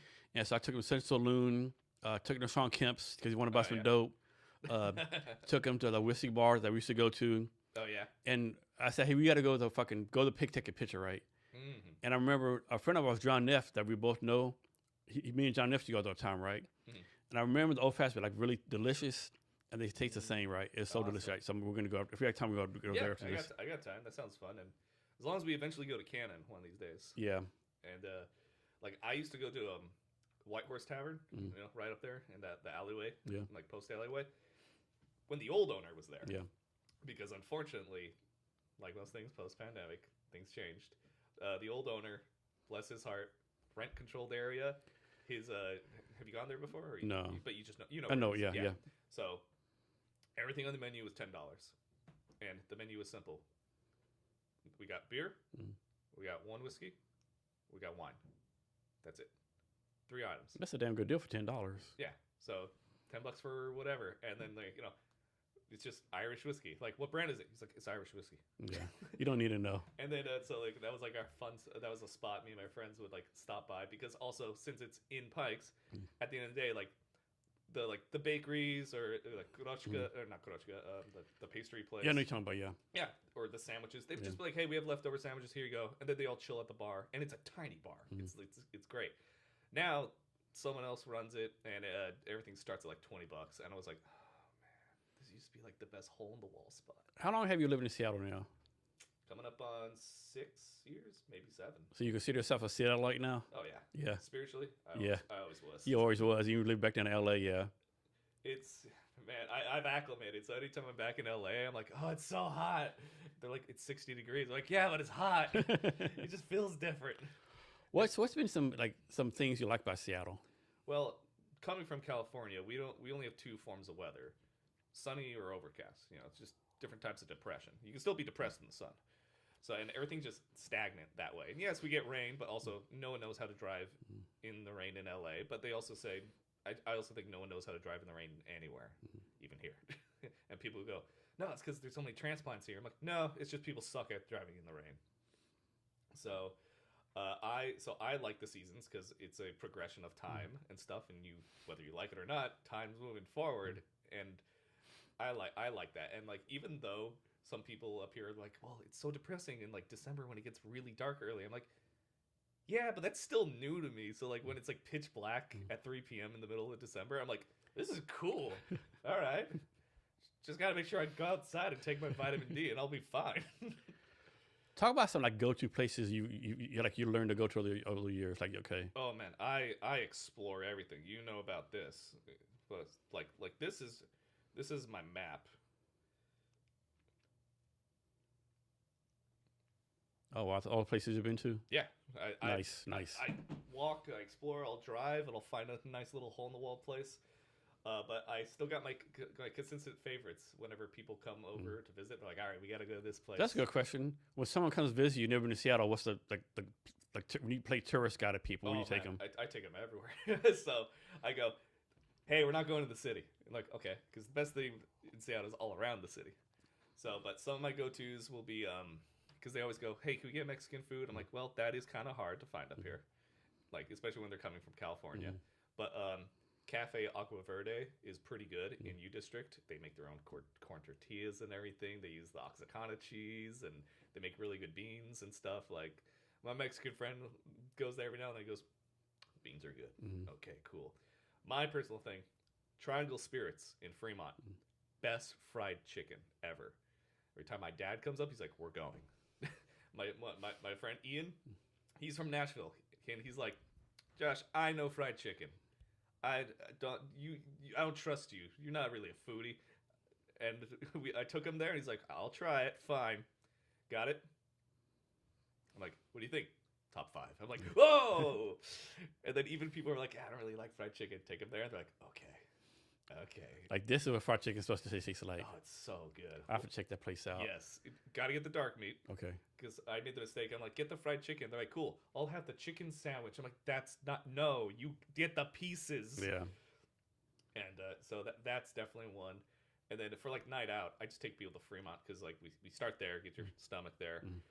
and then we start hitting up like little bars and stuff. Like there's the Meadery, Mr. B's Meadery. It's the only meadery I know of, but also the nicest people, eclectic, hole in the wall place, cheap because you get to try different meads because it's a sipping drink. You know, you're not sitting there getting drunk off mead. You're trying new flavors and be like, oh wow, this is a flavor I hate. Great. You're not gonna mead, right? Yeah, it's only that much to it. It's just that, and then there's a bar house, which is just cheap. Then there's a Adaball, which is one of those places where it's a barcade, but it's like in a really weird rickety building. So they got all these games, but it's also one of those places where you go up and you go like, I'll be like, just Jameson and Coke, double, and they get the cup, fill it all the way up, Jameson, and I get the Coke, and they go, psh. They just hand it. I'm like, thanks.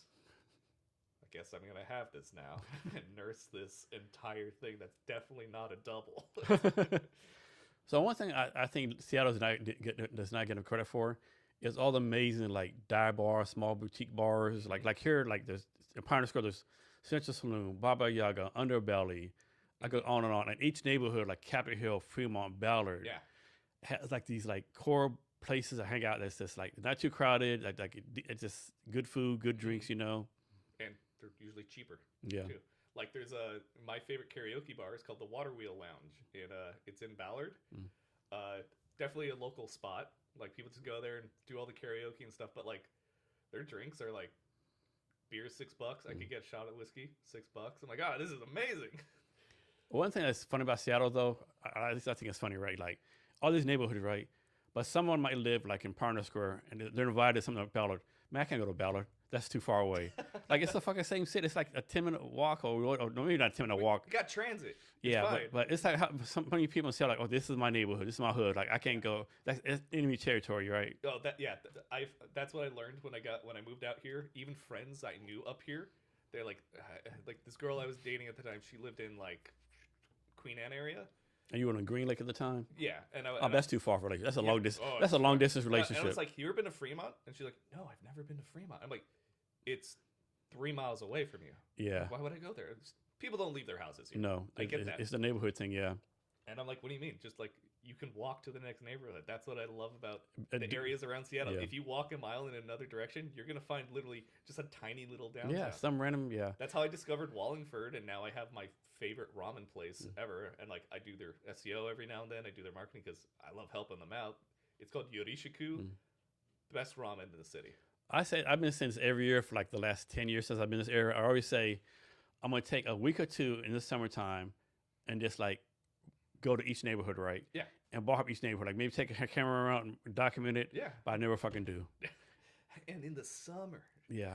Well, in the summer, I always get a few friends over, and then we all time it because now it's like been like 4 years in a row, and we do our pub crawl, and we start from at Gasworks. We go to Fremont Brewing, and we do the walk all the way to Ballard. It's only 4 miles, but you know Ballard has per capita the most breweries in the area. Yeah. And we just like stop by and like we're like, all right, let's try a beer here. All right, next place, no beer, but let's get an appetizer and just do that. We hit up like 10 places. And within 4 miles, you're stumbling, bumbling. Well, it's over the course of like literally 6-8 hours, and it's great. Like we end up back at Ballard, and we're like, okay, do we end it here? Mock's Boarding House is right there. Let's get another drink and play board games and try to learn new rules. Or if we don't know what to do, let's make up the rules. Yeah. Is any like tourist stuff you haven't done in the area yet? Like you pretty much done it all? I think I've done it all. I didn't go on the Space Needle until last year. Yeah. Because I'm not paying $40 to go up there. Yeah. But then it turned out one of my friends, he's like, no, I work there. I can just get you up for free. And I was like, okay, cool. I want to go back because the lounge they have up there with the cocktails and stuff, people, and it's not like you're timed to be up there. I saw these people, they're just like writing their books or like they're doing someone's doing spreadsheets. You could be there forever, yeah. And I'm like, that's really cool. And then like I was talking to this lady there. She's like, yeah, but the best part is like when there's a storm and you go up here because like no one wants to go up there when it's like raining and like thundering. And I'm like, is it cool? She's like, yeah, you just come here and then people make friends with the bartenders and they're like, you want something for free?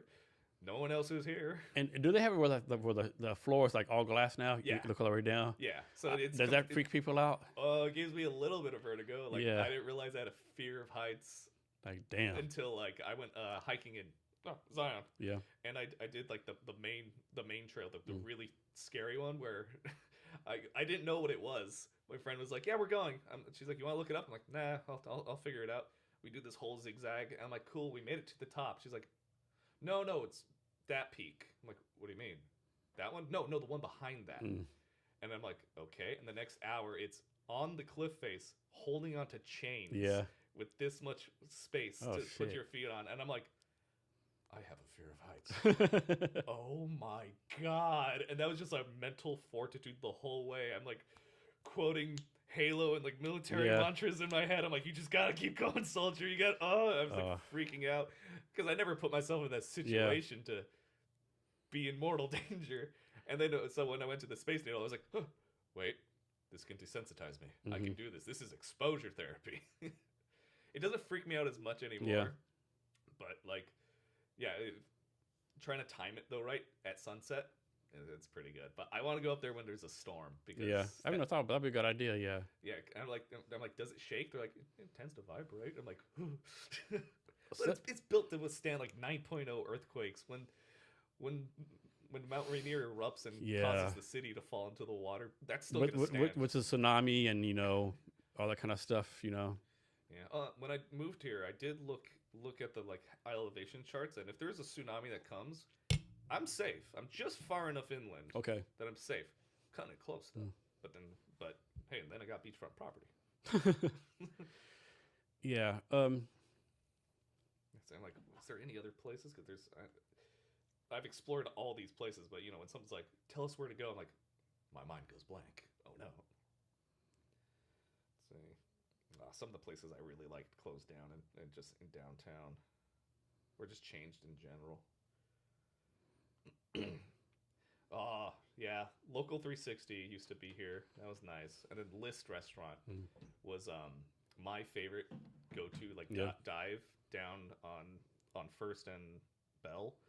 And they had small plate portions, but what it was is once it hit happy hour, and their happy hour was like 5 hours long, all entrees were 50% off. So I could get steak and potatoes, just like it's like 4 pieces of like cut like steak and like some roasted potatoes. It was like $12. I was like, this is the best, and it was really good food. They lasted for like five years out here, and then they just went belly up. Yeah, I don't know. It's tough to be a small business, but some of these small businesses are like, man, like it's on them, right? Because there's like the one small business in the area, right? They're only open like 4 hours a day, 3 days a week. They complain they get no business, Oh yeah, especially when they're like cafes, because that other thing, you're not a Seattleite or Washingtonian if you go to Starbucks. Yeah, never go to Starbucks. Yeah, Seattle Coffee Works, fine. Victrola Coffee, fine. But it should be some random cafe. it should be like I don't know, Seashell Coffee in the store. Just some little place that they make cookies. And like, we have coffee too. And you're like, all right, fine. Probably a third of the population in Seattle is a barista. So for your business, are you going to be able to take advantage of the FIFA World Cup coming here in any kind of way? I don't know. I want to though. I want to see if I can work that angle and stuff. But right now, I'm just I'm open to rebuilding with new clients because I'm planning on expanding. And now that I have my other consultants that work with me, I'm redoing the website, building out new pitch decks. I have a pitch deck now, all this type of stuff, and working out pricing structures for small businesses, medium businesses, and then the big ones that I could take the money from. Yeah. So I'm working on expanding that because I'm ready to, I'm always self-employed, but like every now and then I get like a job that requires me normal hours in the YouTube world of what I do, but I'm getting the itch again to like build up that client list, get these scheduled and content schedules together that I create for these clients so I can work on my time. And then I want to go travel. I'm due for a vacation, especially international. Yeah. So how many clients, what's your max number of clients you can handle? I could probably handle 5 or 6 full-time like clients and stuff. Like I manage around like 10 to 12 like regular YouTuber channels, like creators that I know. And people always go, isn't that a lot? Is it burnout? I'm like, no, they post like once a month. I'm on retainer. That's fine. And also, if I build out a content plan for a YouTube channel, I don't have to, well, I already started working, but like they have to make the videos. It's going to take time. So it's more of the maintenance and the research and stuff, which I love the research, and the maintenance is just maintenance because a lot of people think, oh, we set the keywords and then Josh sits on his ass and collects money. I'm like, no, that'd be nice. But I develop a list of keywords. I put the keywords on. After the first 48 hours, I look and go see what ones are performing. Can I trim the ones that aren't? Oh, the viewer habits of different videos are suggesting this. Let me look at some of their tags and related tags there. Then by 72 hours, I update the tags. And I'm like, okay, here's a more refined list. And then after about a week or two, I'll go back and trim any useless keywords or add any extra ones. And then there's also seasonal ones. Like if it's it happens a lot for gaming channels. Like today, a new Pokemon were announced for the new games. I'm like, oh, they're cute. But now I have to go to the Pokemon channel I manage and go, okay, now I got to update all those older videos that were good with the new Pokemon news because it's relevant again, and we boost that up. Same thing, like if a new movie franchise came out, like a new Jason Bourne came out, and then there's if it's a movie review channel and he did like a few videos on Jason Bourne, I'm like, well, now we got to update those tags, make it relevant and stuff. So it's not just always one and doneing it. It's being aware of the ecosystem, what's trending, what's going on. Is there a news announcement or something on the online space that is affecting your content? Is there opportunity to become relevant again and get a boost in views? So I think on YouTube data, it'll break it down like demographics, like cities, like race, all that kind of stuff, like age and stuff. As much as Google can collect without invading your privacy, you can get countries, cities, states. They can't do race, and you get age ranges.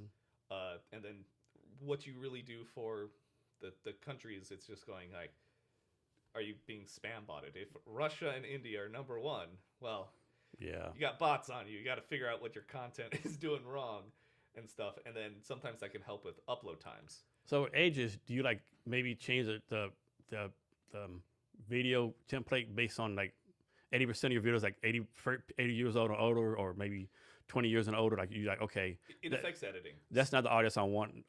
Yeah. Then you go, what topic am I doing that's attracting these people doing this? And also it affects editing. So like if you got the Zoomer generation and the Gen Alpha watching you, you know they're gonna have ADHD. You gotta have faster cuts, very strong intro, do all that type of stuff. If you have the demographic of 40 and above, they're more willing to have a longer form video. They kind of just want something on to watch sometimes, things like that. So that's how you can make informative decisions. And then unless it's like really core to like your message, the gender identity doesn't really matter between our audiences. Most of the channels I work with primarily are male audiences, but yeah. When should someone stop the YouTube channel? Like when should someone say, man, I've been doing this for 6 months, I have 0 views. Well, that means like, when should someone stop? Then that means they have to call me because something's going wrong. Exactly. Yeah, because I checked out some of your latest videos. You should be getting way more views. Yeah, I know. But also, your latest video that came out, the tags in the video are wrong, and also there's hashtags connected to the tags. Why is that? I don't know. Because that's not searchable. When you put a hashtag next to the word in Google SEO, that is a nullification. Okay. Because now no one's typing hashtag then the topic you're searching and stuff. So okay. But we'll go through your channel and stuff. Yeah. So how do you get your customers? Like you have a marketing plan, just word of mouth? Right. I've been lucky enough that it's all word of mouth. I get referrals all the time because I'm genuine at what I do. I'm good at what I do. And also I talk and I educate. I'm not trying to upsell or anything like that. I'm just here to network. Anywhere I go, I make friends with the recruiters or stuff. They're like, hey, this guy's been doing this a long time. He's trusted. The results work. He's not an asshole. But yeah, it's word of mouth. But I am building out a new funnel plan for LinkedIn. And then we're going to be pulling together our contacts between me and the other two guys and be like, there's something here. We need, because realistically, we only need 10 clients split between like the three of us to work on like larger projects that we want to do. And I run my own business, have for the next I know for the past 10 years essentially. I know the lifespan of clients. Like in the SEO world, usually you'll get a client for 2 to 3 years. That's a good lifetime experience for a client. And at a certain point they go, well, the machine's been running forever. I guess we don't need you. I'm like, bye, okay. And then a year later they're like, actually, we messed up. Yeah. Can you? I'm like, oh, you're back. Well, Well, my my prices have increased. Yeah, my prices have increased, but yeah, a little bit of asshole tax, but you know, that's what everyone needs when they're billing people. There's got to be a button that you press, and if they're mean or annoying, you just press it. Asshole Yep. tax, everything goes up by 10-15%. Is it an industry you will not work with? Huh? Is it an industry you won't deal with? I guess it would just be finance again. Finance again. It's just the audience is hard to break into because the finance people think a certain way, and there's only so many topics you can spin it on, and then it becomes product selling essentially. And it's really hard to sell product on YouTube. Yeah. It's hard to convert on YouTube to anything that's not like merch. Like if you're a fan of someone, they're like, hey, we have a new shirt or a collection coming out, then yeah, people will buy that. But if you're like, download my app and sign up for this right now, I'm like, Yeah. no, I don't want to be sold to. Yeah. But like I've optimized everything. I even optimized Pornhub. Have you? Okay. Yeah, because I was going to ask you, does it like strip clubs do YouTube channels and stuff? okay, well, okay, but one, I'm not optimizing porn videos. We had a YouTuber, and he got a sponsorship with Pornhub because they want to do a stunt, which was playing adult video games, like some of the Japanese ones, and like reviewing like old school Japanese hentai and like things like that. And he's like, absolutely, that sounds hilarious. And then he called me up. He's like, Josh, you're gonna upload this to Pornhub for me. And I was like, what? And like I had to like look into their algorithm and how things work, and it's very robust. And I was like, oh my gosh, this is like a different level of SEO and like specific tags and like. But it was fun. They called it Gentleman's Gaming Club. I bet it's still on there. It was hilarious, and like it got a lot of views, and it had such fun comments because they're like, I was just jacking off, but now I'm just watching this guy I know from YouTube. And and it was funny. It was just comedy, and they did narration, they did skits and stuff, and you know and to make it even funnier, we blurred out certain scenes on the video, and then people were getting mad, like, why are you blurring it out? That's what I'm here for. So anything could be optimized. If there's a platform, I'm gonna want to dissect it and figure out what it is. And like that's why I like TikTok. I like it, but it's also the frequency you have to do to be relevant. There is tough. They want you to post like once a day minimum. Yeah. Unrealistic unless you build up an inventory. So here's one for you. Like you always hear, like I know, like I'm a big follower of Gary Vaynerchuk. He says post a lot, post all the time. Other people say no, only post this time, that time, what time, whatever. Like. But how does everyone really know? Like, how do one really know, like, how many times supposed to post on LinkedIn, right? Or YouTube or in these places, right? Unless you actually work there. Yeah, unless you're in the weeds and actually know. Some of it, you just go with your gut. You can always overpost. That's the mistake everyone does. Like, even on TikTok, like, I helped my friend get a little strategy together because she's like, I'm depressed. I need a creative outlet. I'm like, do this. She's like, well, okay, I put out 10 videos today. I'm like, no. Do 3 then. How about that? But you'll see a return and a drop off depending on like what you do with frequency. I don't really like Gary Vee anymore because I've followed and watched him for years, and he's never actually given me any practical advice. It's just inspiration. I'm like, okay, yeah, you run a marketing firm and you're clutching your pearls and not letting any secret come in. I like the people that can give me a nugget of practical advice, because then I go, I can apply that. Okay, this is good. There's now value. There's an intrinsic relationship being formed here, and also I'm being educated. I want to learn. I'm trying to develop this skill.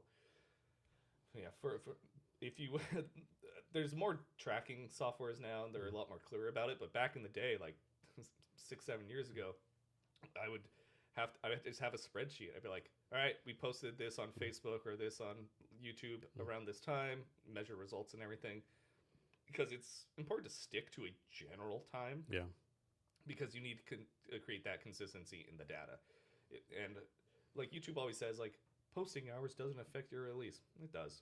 It does. It's not like if you're going to post at 2 a.m., it's going to take off. No, it's going to sit there for 3 hours. Like, no one watched it. I guess we're not going to show it. And like, do you have to worry about like, oh, I have a main audience in the United States, but do I focus on East Coast or West Coast, or what do I do? Just go for the middle. Yeah, it's fine to release something at around 10 a.m. or noon. Like I just tell people like, when to release? Just noon. Just right in the middle. Just noon. And then eventually you'll look at your audience activity, and they might be more active in other days. But that graph will always change. But you need to post consistently for a month at those times. so the data is clear. Otherwise, you just got a haystack of different numbers, and it's messy data. So this might be a dumb question. I'm pretty sure I know the answer, right? But let's suppose TikTok says only post 4 times a day, right? Mhm. And let's suppose someone posts like 4 podcast video clips, right? So that's 4 posts. And then they go make 2 more random posts on the phone. Mhm. That's now 6 posts versus only 4, right? Yeah, because it's tied to the account. Okay. Yeah. It doesn't matter. Like it doesn't matter for like different categories, different anything. Just activity Okay. on your account. Okay. That's all it is. So sometimes when people like pop up on the phone like every 20 seconds post, that's kind of a bad thing sometimes. Yeah, because like TikTok does multiple things. Like I'll have videos that they get views at different rates and stuff, but primarily for like YouTube especially, it's one at a time. Okay. And stuff. Like the shorts will run simultaneously, but like there's a limit. Because when a short is released, it almost feels like it's randomized because it goes out to a test group audience, and if it picks up, great. They keep showing it to those people. If it goes to this test group audience, and you have no control over this, you can tag it, but sometimes YouTube just goes, we're gonna experiment. I know this video is about a rock and roll, but we're gonna send it to some orange farmers. Yeah, like they're like there might be something there, and like they're pushing auto dubbing again, which is cool, but it's not there yet. And that might open up a can of worms, but it would be really nice because if you have like if for some reason you get like 10% viewership from Mexico, you go cool, then you go to your videos and you opt in and turn on the auto dubbing for Spanish and stuff, or hire a translator to dub your stuff in Spanish and then upload it on a second channel. Then you can grow your audience in a different country like that, because everything is kind of geo-locked on servers on YouTube, because by country, by region, stuff like that. Because that's how PewDiePie got famous in the beginning. He just kept moving around countries in Europe, and every time it's like a new pond to fish in, and people would be attracted and stuff. So he gamed the algorithm way back when. It's less strict like that now. It's more like copyright and language stuff. But also, it does affect things. Like, I had a friend, he lived in London. He would upload from there. Everything would go really well. Moved out to the countryside, views started to tank. Why? Because it's showing it to your immediate area first. Because YouTube can't favoritism it. But that also doesn't mean there's not strategies to kind of growth hack. Now, it's not as explosive as it used to be back in the day, but if it works really well. I had a guy in London. His viewership was dropping, and he's like, I know there's an American audience for this. I went, cool. Put me as a channel manager. Let me upload for 2 months your videos from the US. So that means then his videos were not on the English servers anymore. Here, viewership went up, new subscribers came, and now he has a larger US audience. Now, that doesn't mean you go, I'm going to go run to Vietnam now and start uploading from Vietnam or whatever, because you need the content to have the language the language works out, everything like that. And also, you can have a channel manager upload videos for you in different locations to test that out. What you cannot do is use a VPN. Okay. If you do a VPN, logging onto YouTube and just being like, I'm in this country and I'm uploading, that's against their policy, because that's how they if they that's good to know. I'm sure a lot of people do that. Because that's against their policy, and they get shadow banned for that. You can get your account terminated, because that is one of the few policies that is stopping like third world countries from being like, yeah, we can view farm for you. We're just gonna upload for wherever. Yeah. So it's the good gatekeeping. Cool. So I have to go to the bathroom right now, but I'm gonna have you answer this question while I use the bathroom. So you talk about your company some by now, like talk about how your company got started, what you focus on now, what your like the vision is for your company. All right, cool. Oh yeah, and then you can read my you didn't read my intro, but yeah, we'll do that sometime. Man, I like this office. Maybe I'll get an office across the hall from you. All right, I'll answer that question in a second.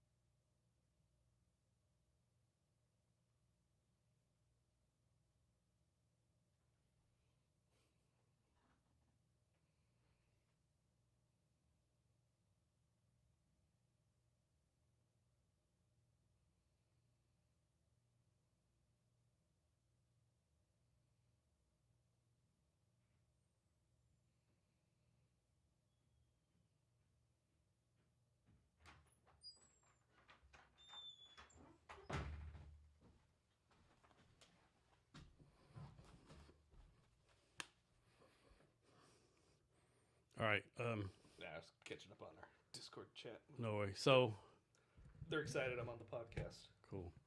So I'm gonna do something like I'm gonna put myself out here right now.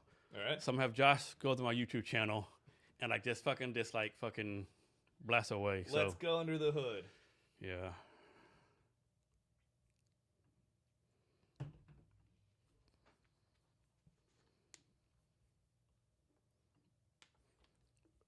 So he's on my YouTube channel, and then so I have a lady named Tien out of Vietnam who posts all my stuff for me, Mhm. and she does this report for me. She's posting the videos? Yeah, Are you uploading the videos? no, she is That might be already mistake one. because she's in Vietnam. Yeah. Okay. You're trying to serve a primary U.S. audience. Yeah. You might have to be doing them yourself.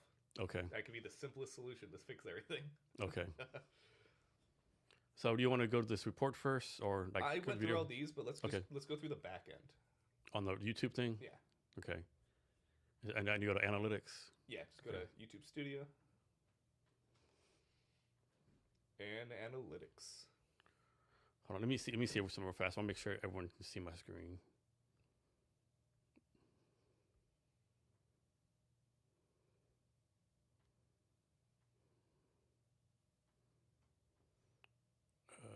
They can sort of kind of see it, but yeah. Okay. So right now we're on my YouTube analytics screen. Yeah, go to the analytics on the side. Right here, okay. All right, cool. So I saw that in the beginning of your report, views were down for January. But again, seasonality. Yeah. Like a lot of the channels I work with, we try to get as much videos out as we can in the beginning of December because holiday ad rates are up. Yeah. The RPM is great. The CPM is great. So that's when a lot of people make their money because ad rates on YouTube dip in general January and February. Okay. Why? Because all the ad companies are getting their budgets together and stuff. A lot of YouTubers I know take off February in general because like it's not worth it. January, there's still some leftover money and ads, and people make a lot of videos like best of X for 2025 or previous year, best of, worst of, a recap in general. Those always do very well in January. But Feb, just the ads just aren't there. Okay. So we tend to put over a lot of our lower quality or just like videos we have on a shelf. We're like, all right, I guess we'll get this up. I want something. Let me do some real fast. Yeah, you're good. Let me see if I can share my screen so people can see it.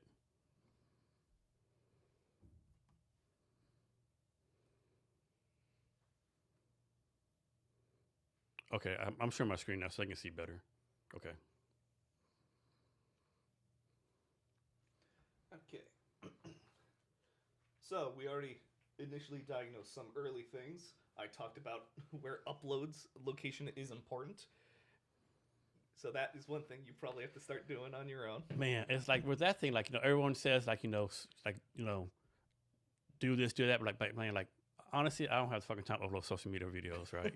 I just don't, right? You can't put kids to work. My kids are all fucking grown. Kids still can put them to work. No. Yeah, well, that'd be something where That'd be the number one thing, yeah. Yeah, that's a flag. And obviously, she can't change the VPN, and yeah. No. But again, that's a flag. But as we diagnose it, there's other actionable things you can do. Okay.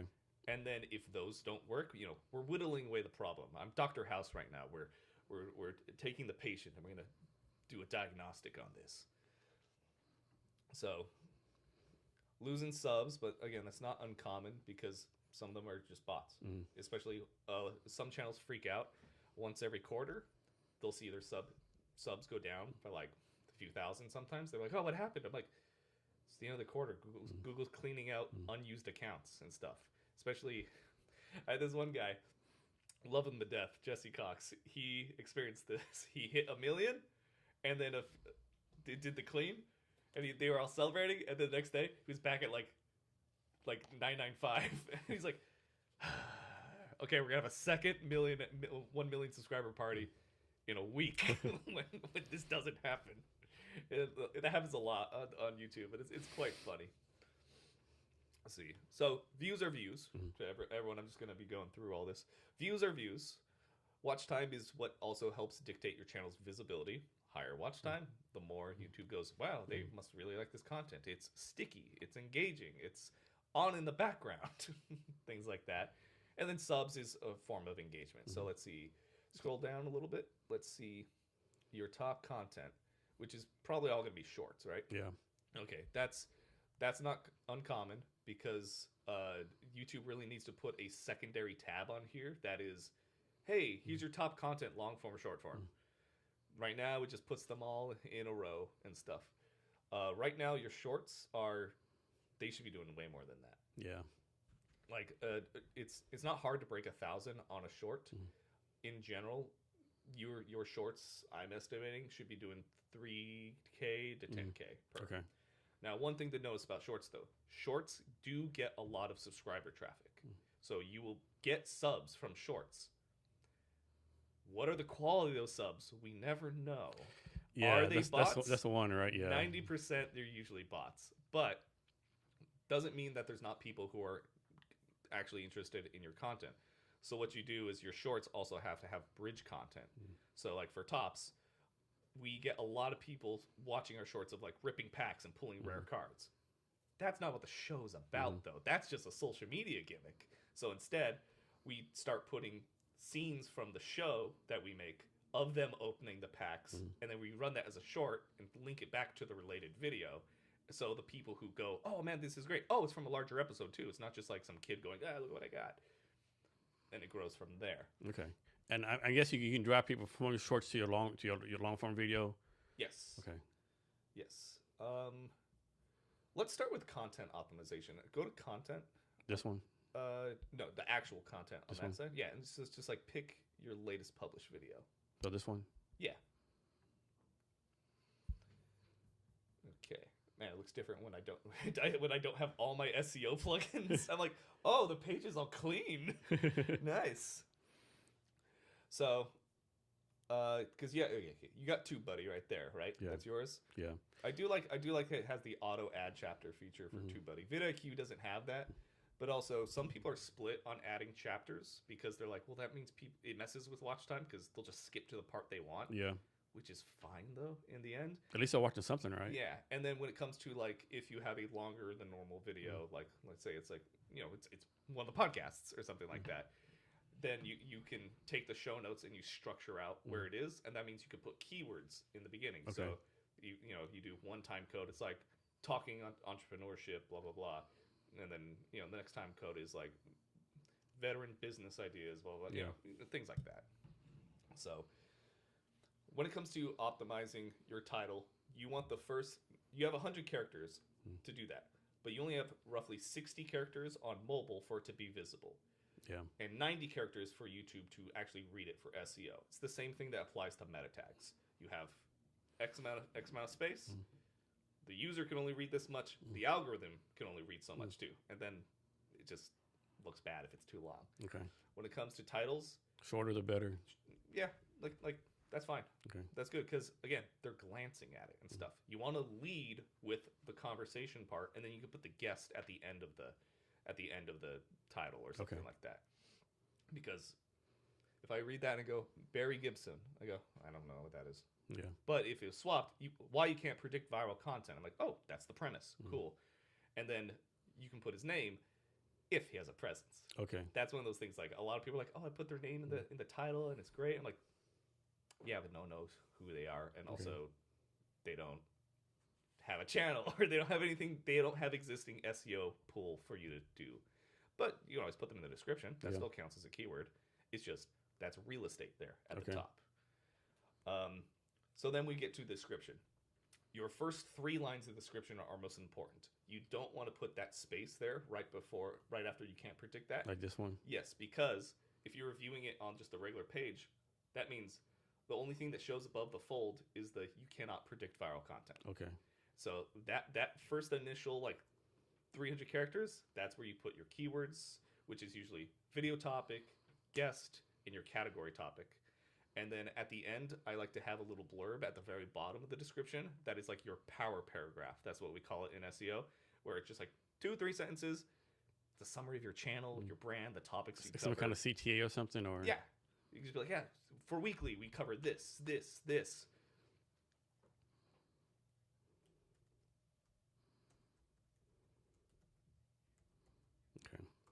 And then like obviously if it's a podcast, say the word podcast Okay.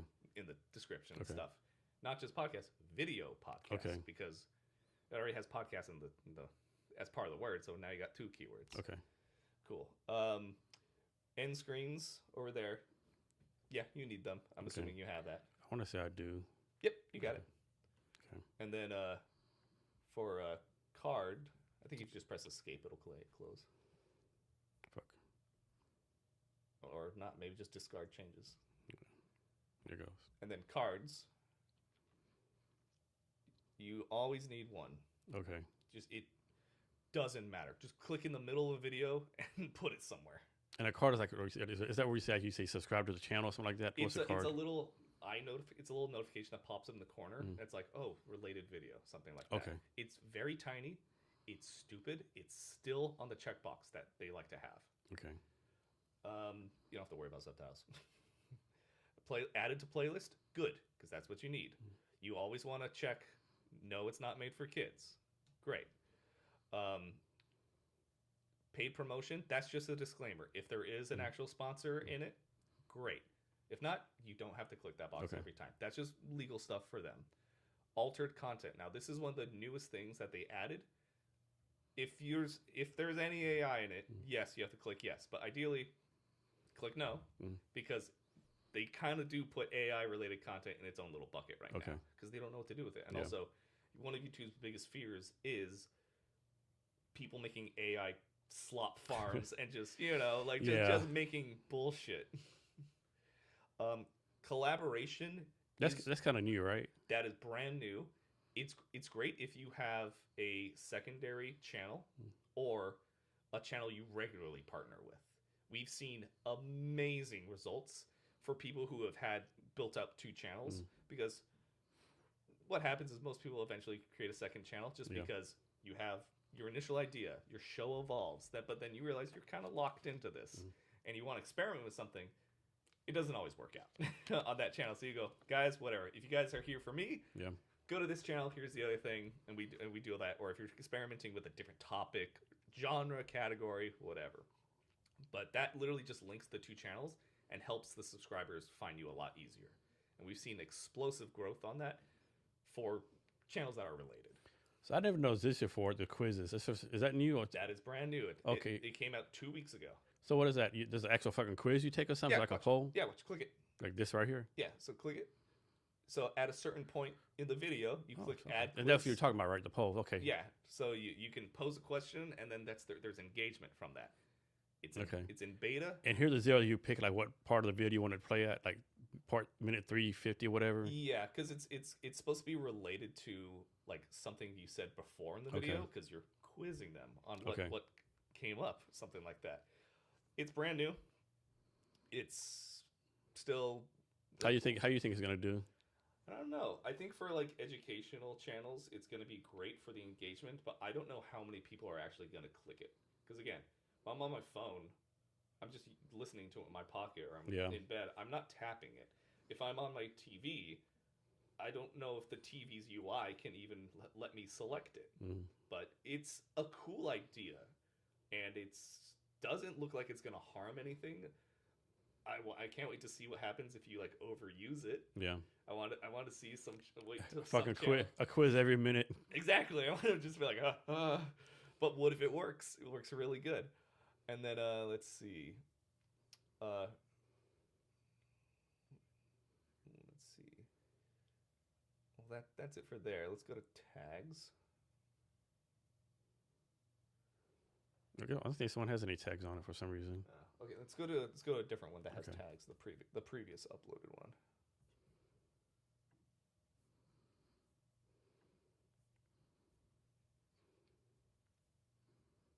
Okay, this one has tags. All right. And did you do those tags? Who did these tags? Someone else. That other lady does them for me. Well, she did them wrong because these are hashtags. These aren't tags. Okay. I'll get you tags. Don't worry. Okay. I'll get you tags because. That's right. The hashtags has to be on here, right? Yeah, and also there's no space. No one types like that, searching for things organically, because that's all. That's really all the tags are. Yeah. The tags help for one, helping YouTube identify what's in your video, because if you can't just put random tags, because YouTube has a transcript of your video. If you're making this, but like a new movie came out and it's the most popular movie, Yeah. and you're just putting all those tags about the movie, they're gonna look at it going, It's a mismatch. Yeah. it's not even related. What are you doing? Okay. And then, so like it's got to be what's the video's about, and then specific things too, like if there was a guest in it, what topics do you cover, things like that. And then you go into category tags, which is overall genre, podcasts, interviews, business tips, things like that. And then the last few tags are your branding. Yeah. Your name, your company. It's usually like 3 things.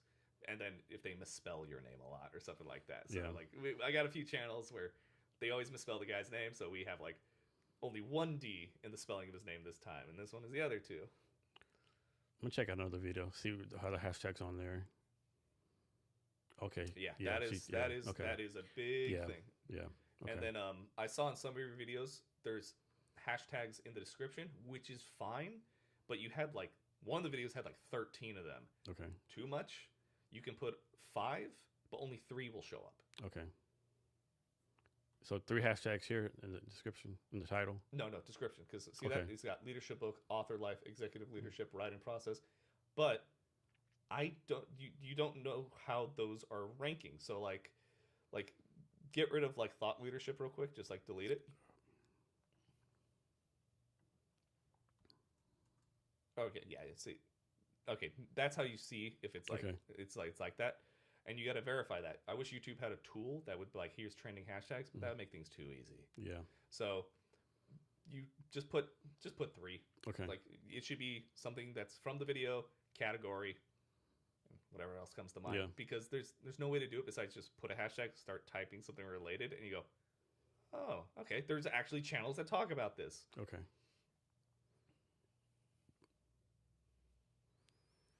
And then, just make sure it's videos in language. You got caption certificates there. You don't need to add recording dates or anything like that. What category were you placed in? Where'd I go to for that? No, just click any of the videos. Let's see. Let me click on this one. All right, there's Barry Gibson. All right, let's go down. Okay, add to playlist. Good.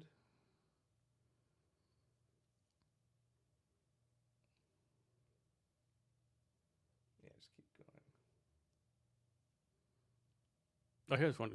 Am I supposed to do Creative Commons or the regular YouTube license, or does that matter? Standard YouTube license. Creative Commons is if you have copyrighted like music and stuff, and they're also gonna ask you for like the license and everything. Okay. Then let's see. So you're putting people and blogs. Cool. Is that one I should be in? I think it is. Let's take a look. Travel events. How to.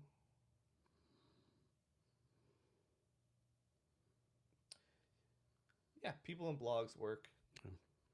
Like sometimes you could try news and politics just to see if you're talking about relevant stuff. Yeah. But like people and blogs, I say. Okay. It's just for a second I was worried you're in the education category. Yeah. Education category on YouTube is the hardest one to grow. Okay. Because there's porn on YouTube because they label it as education. Yeah. And it's a sex education. It's a massage tutorial and stuff, and it's like it's a seedy underbelly that people go like YouTube's aware of it, but like it falls within the rules they created. They're like, oh no, so like kids can't comment on it sometimes and things like that. But like education's hard because it's a little more restrictive than the other ones. Okay, because they know there's an issue there, but you're in people's and blogs, so you should be good. That was pretty much the only thing for that one. Going through analytics, do you want to go through channel wide or you want to go through like on a video basis? What do you think is best? Let's try that. Maybe let's not do the analytics on this one because that's 4 hours. Okay, so everything's going to look small. Yeah. So just pick a random short video. Let's do this one. No, pick one with views. Views, okay. I need data. Okay. So probably click views and it should rank it by views.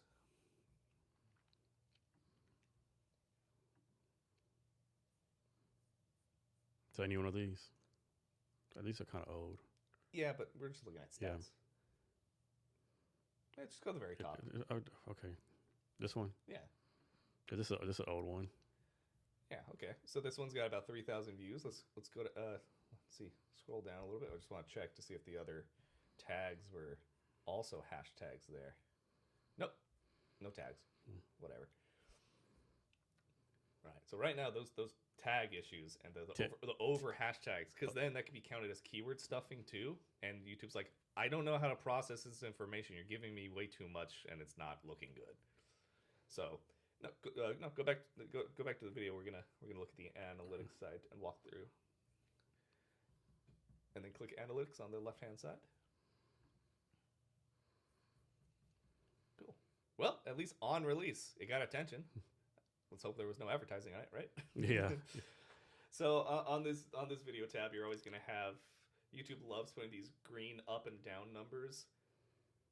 Don't always believe them when they're red, because it's all about context. If your previous video did then it's going to be like, oh my God, you're melting down. Just like how in January, it's like, your views were down.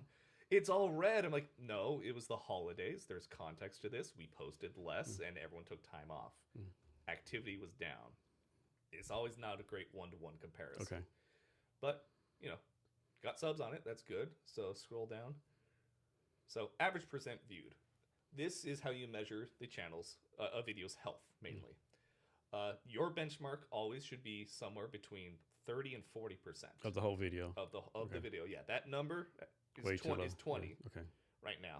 And that's how you dictate what is the right length of content. Because if it's too big, it's a barrier entry. If it's too short, you're not getting enough watch time. So it's just experimenting and trying to find that sweet spot. And then this is a short video, but it only got 20%. And right in the beginning, at the bottom, it says 32% of viewers are watching around 30. That looks like after about the 5-second mark, people immediately start to drop off. Yeah. So there you go. I need a better hook. I need something stronger. Some people, when they start YouTube channels, they get obsessed about their intro. They're like, I got to put my intro first. I'm like, no. You can have an intro or anything. Keep it short. You can logo, animation, whatever you want. But what you have to do is front load it. Have like a best out of context quote or nugget of information or something, or like something that gives value to the video. Put that in the beginning. That could be the first 30 seconds. Hell, it could be the first 10 seconds to get their attention. And then you introduce the show and do whatever. Okay. So that just tells me you need a stronger hook for there and just make it tighter and stuff. It's not a content length on this issue on this video because it's only 3 minutes. Yeah. So let's go to reach now at the top. All right. So impressions, click-through rate. That's your thumbnail click-through rate, obviously. You want that to be 4% and above. And if it's anything below that, it means something's off. It might either look too generic, you're not standing out in the crowd, it's too busy. What can you focus on? For that, it'd be bold statements if you don't have time to like do a whole design thing, and like a nice templated structure. Like I always bring up Bill Burr because he does it for his side podcasts. Because like especially for podcast world, podcasts will run anywhere hour to 3 hours and whatnot. That's time commitment. For a new user, that's a barrier entry. So what they do, what I've done for other ones in the past that we optimize, is we take out the clips. Anything that's 5 to 15 minutes as a clip, because we're giving them a singular topic or interaction, and they're able to get a little taste tester of the channel. And then also that means they need their own thumbnail strategy, because yes, even though it makes sense that you can look at the time codes and see this is a longer video, this is a shorter video, people are stupid and they're not going to do that. So we have 2 separate templates. On one of them, we have like this border is like red, and that means that's full episodes. And then these thumbnails that had a blue background are clips or highlights. And like Bill Burr has a template on his where it's just a photo of him and an out of context quote from the video, and like that's big in a few words, and you go, oh yeah, that's, now I know it's a clip because it's just him. While full episodes is like him and a guest or him and something like that. So it'd be colors, working on text. And so for the thumbnail for shorts, all be the same, so it'd be different for each short.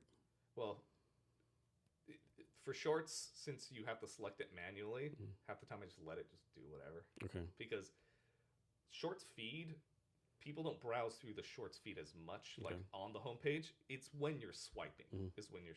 So there's some debate there on like how aesthetically pleasing is going to be. If there's a video you want to do well, that's a short. And you already have captions. I rather take the video, or even if a short has whatever it chose to be the thumbnail or cover, and it looks bad, or it's a word that you're like, that's just dumb. What if it just says the word "the"? I'm like, that's not engaging. Then you go select frame, and you could find a keyword or like something that sounds interesting, or at least a sentence. Okay. And then for thumbnails, if you can't focus on a lot of stuff, iconography. Just do that. Whether it's you, the brand or topic we're talking about. You know, we do that with the gaming stuff all the time. It's like, how do I design the thumbnail? Put its logo on there. Put the main character on there. You know, it's all about the iconography because they're scrolling through and at a glance, they want to see what it's about. Doesn't have to be insanely busy. Some of the best thumbnails are just minimalistic. Okay. So you just go, oh, it's about this and this. Another thing, when it comes to thumbnail text, if you're putting text on your thumbnail, cannot repeat what's already in the title. You want it to be different. Let's see. Scroll down a little bit. So how viewers find this video is always fun indication. That is literally how you test like the SEO and organic reach health of your channel. That and the triangle funnel next to it. So external is everything from here. And it ranked on Google. So you definitely popped up for Bluebell ice cream cheese at some time, and people found you on that. What separates me from a lot of other YouTube strategists is that I'm doing this with Google foundational SEO skills, because not only do I want you to rank on the algorithm on YouTube, I want you to also show up on Google, because people underestimate showing up on Google News or Google Videos as a search. That's free traffic, and that means that's a backlink on Google. The best backlink you could ever ask for on YouTube is from Google itself.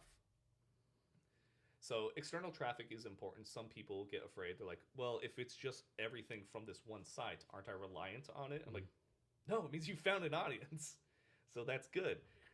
Like, and also it just helps giving that initial boost. The first 72 hours for a video are pretty important.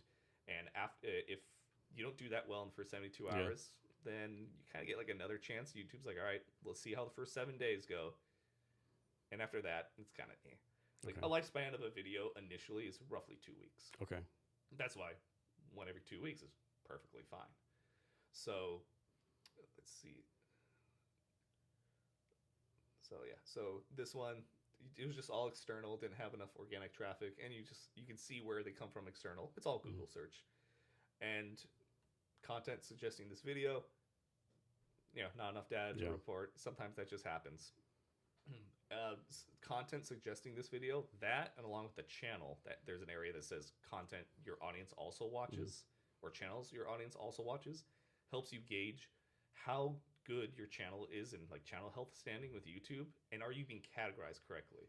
So if this is all business stuff, but for some reason it says, hey, channels your audience only watches, and it's all Minecraft, then we go, you're being indexed wrong. Something is happening. Yeah, I think that's probably a channel I have because I talk to so many different people. Like I'm talking to today, YouTube person. Yeah. Last week I talked to a guy who does geofencing. Barry Gibson, he has a Facebook channel he runs, that's monetized. Yesterday I talked to this guy. He's an economic advisor to the Prime Minister of India, right? Yeah. So I talked to all these varying different people, right? So that might be a negative. No, because that still falls within the umbrella of interviews and podcasts and all that type of stuff. I'm talking category shifts. Like I had one channel I was working on that was a different finance channel, and for whoever optimized them before did it really bad, because when I was clicking through trying to see channel history and what the current audience is also watching, it was all channels from Africa.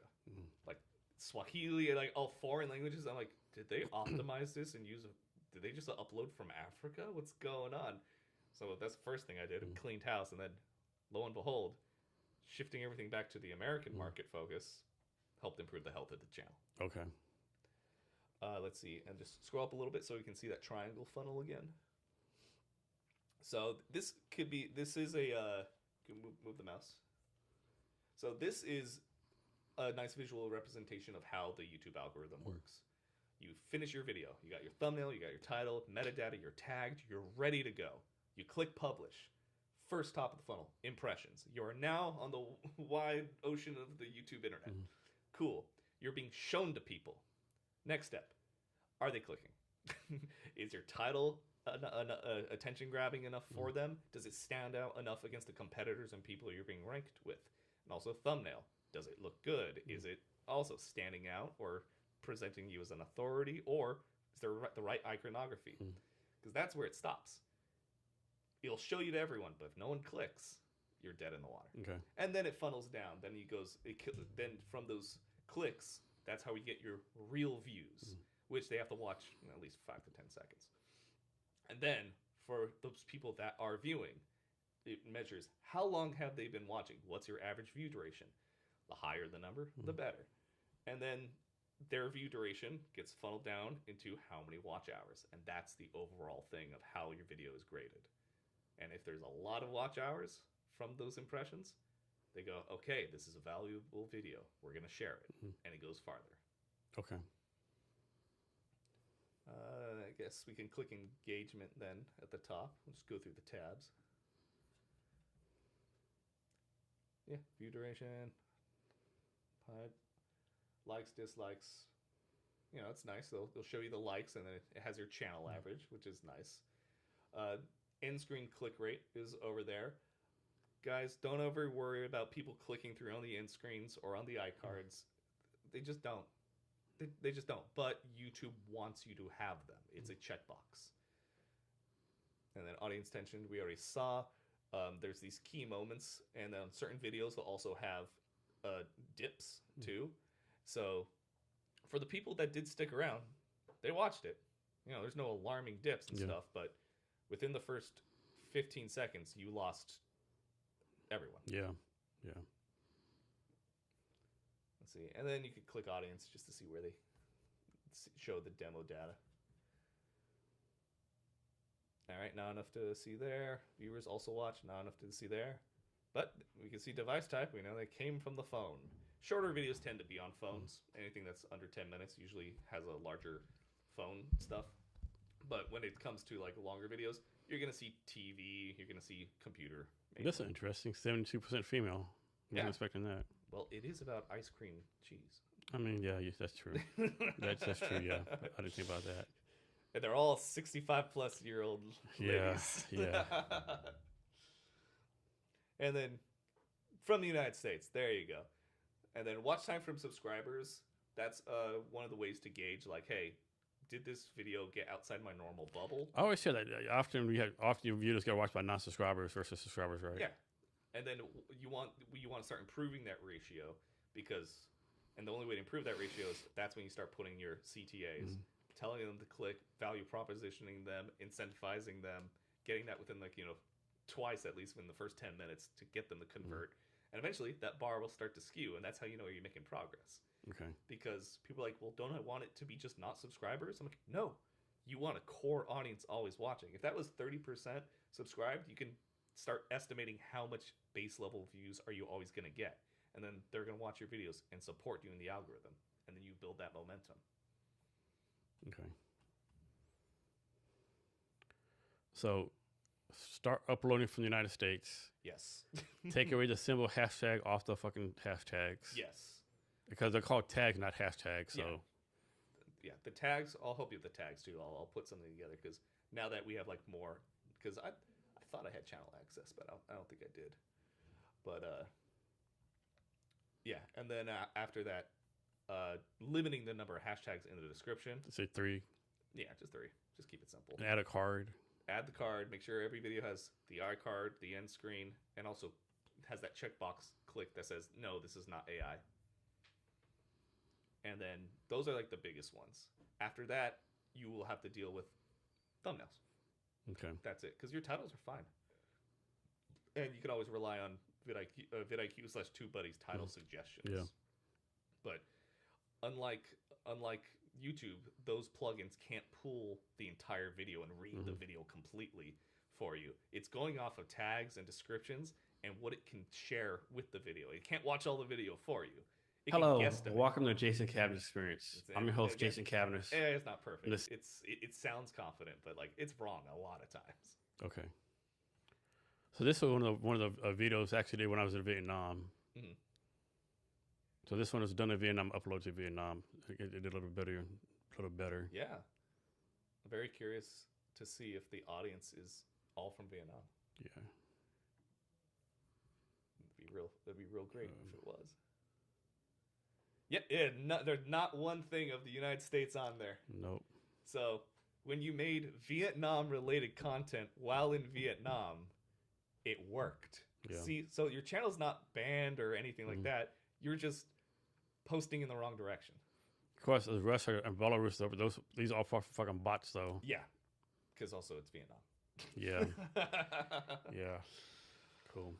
But hey, we already found like you have activity on your channel. Yeah. And then let's go to your shorts because I want to. How are they tagging those shorts? Because again, there's no way you should Just go to any random one. Yeah, just go to any random one.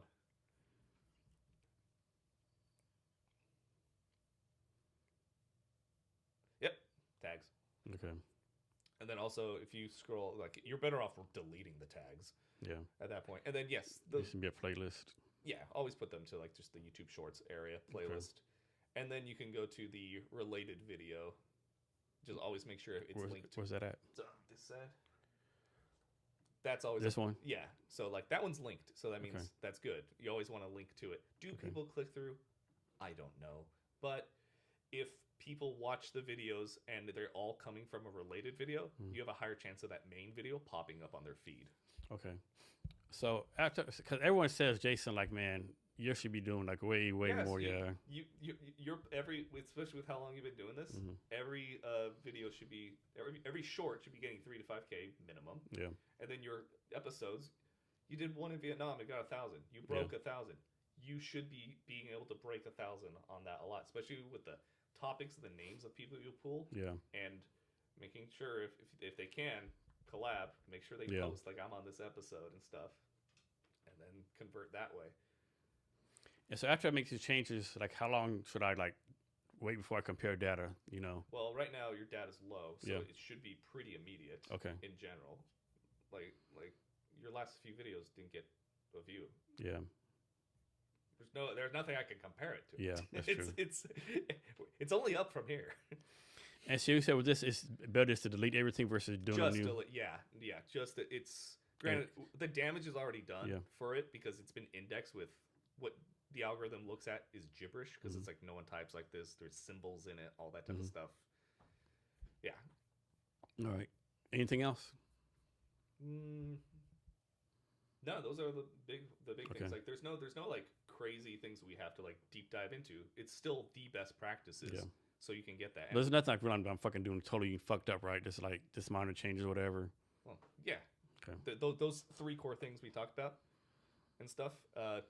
You don't have to like fix the tags, fix all that, and then get find a solution for thumbnail stuff, and then we can tackle uploading the last. Yeah. Because you're gonna have to because like. I mean, it is so convenient her doing it though, you know. Yeah. Yeah, but it's not working. Yeah, I know. Fuck. Thanks, man. And hopefully someone else gets something out of this too, you know. I know, right, guys? Like, I know my stuff. I have fun doing this all the time. People are like, "Oh, don't you not like doing audits and stuff?" I'm like, first of all, I get paid for audits half the time, and 2, it all comes with actionable goals, and everything's a puzzle. Yeah. You know, and we showed already like that Vietnam video. It worked. Yeah. Your channel isn't dead. There's potential there. Yeah. It's just you're servicing the wrong lake right now. Yeah. Support America. It's like I'm trying to do. It's like I'm trying to go salmon fish in a fucking pond. Yeah. So all you have to do is course correct, and you're fine. Okay. Did you already talk about your company some? Oh no, because I was catching up on text. Okay, cool. Yeah. So next, to talk about how your company got started, what you're working on now, what you want to do for it in the future.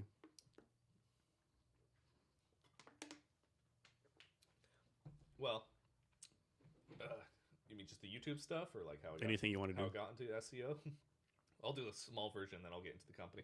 So I got into SEO and YouTube to pay my way through college. You know, I went door to door selling WordPress websites and doing SEO audits and everything for local businesses, 10, 12 years ago. And it was going pretty fun. Like I was getting good at it. I got really good at getting websites ranked and traffic, and I understood the analytics. And then one day, I sat there when I was working on one of my Hollywood sets, and we're filming, and they're like, "Yeah, man, we want to like get this comedy series up because Amazon's buying stuff, but we just need views on YouTube. How can we optimize it?" And I went, "Wait a second. Google owns YouTube. YouTube, Google. I bet they share the same rules." And especially back then in the day, yes, they really did. And so I developed tag strategies, and it worked. On one of them, we had a web series. I built a content plan, and within 6 months, we had 4 million views, and we sold the show to Amazon. And that was really fun. And now I'm in the background and credited in some really bad Amazon show. And they're like, "You're also going to act in it." I'm like, "I don't want to. I don't have confidence right now." I was the nerd that ran social media for the cartel because they wanted to sell cocaine through Facebook. So, and then being in LA and Hollywood, that's where a lot of people started their YouTube careers and stuff. And like I had friends who were editors for these YouTubers, and they're just normal people. They're like, "I don't know what any of this means. I'm not a businessman. I'm not a data guy." I'm like, "Can I do it?" They're like, "Absolutely." And then they just let me do that. And then after a few years, I helped several channels get to 1 million subscribers. We kept going and get going. Companies reach out. I do audits, and now we went through like that video, and I could do this in my sleep, and it's fun because it's a puzzle. I love it.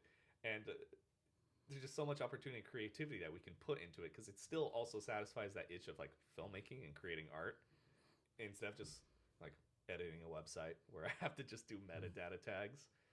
And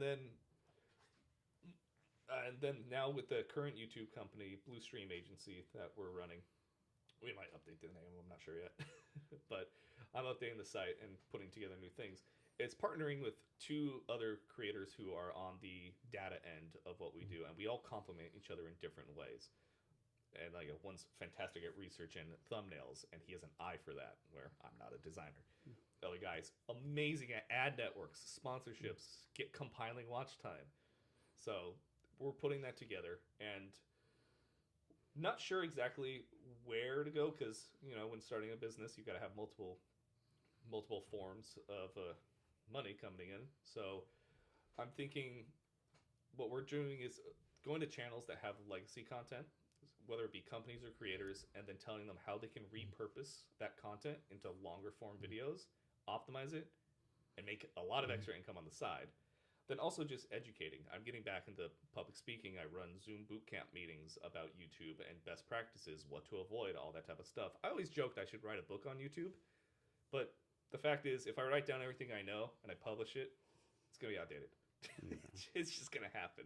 Then I could do an ebook, but then that means I got to resell that ebook every 6 months, and then the people are going to call me a scammer.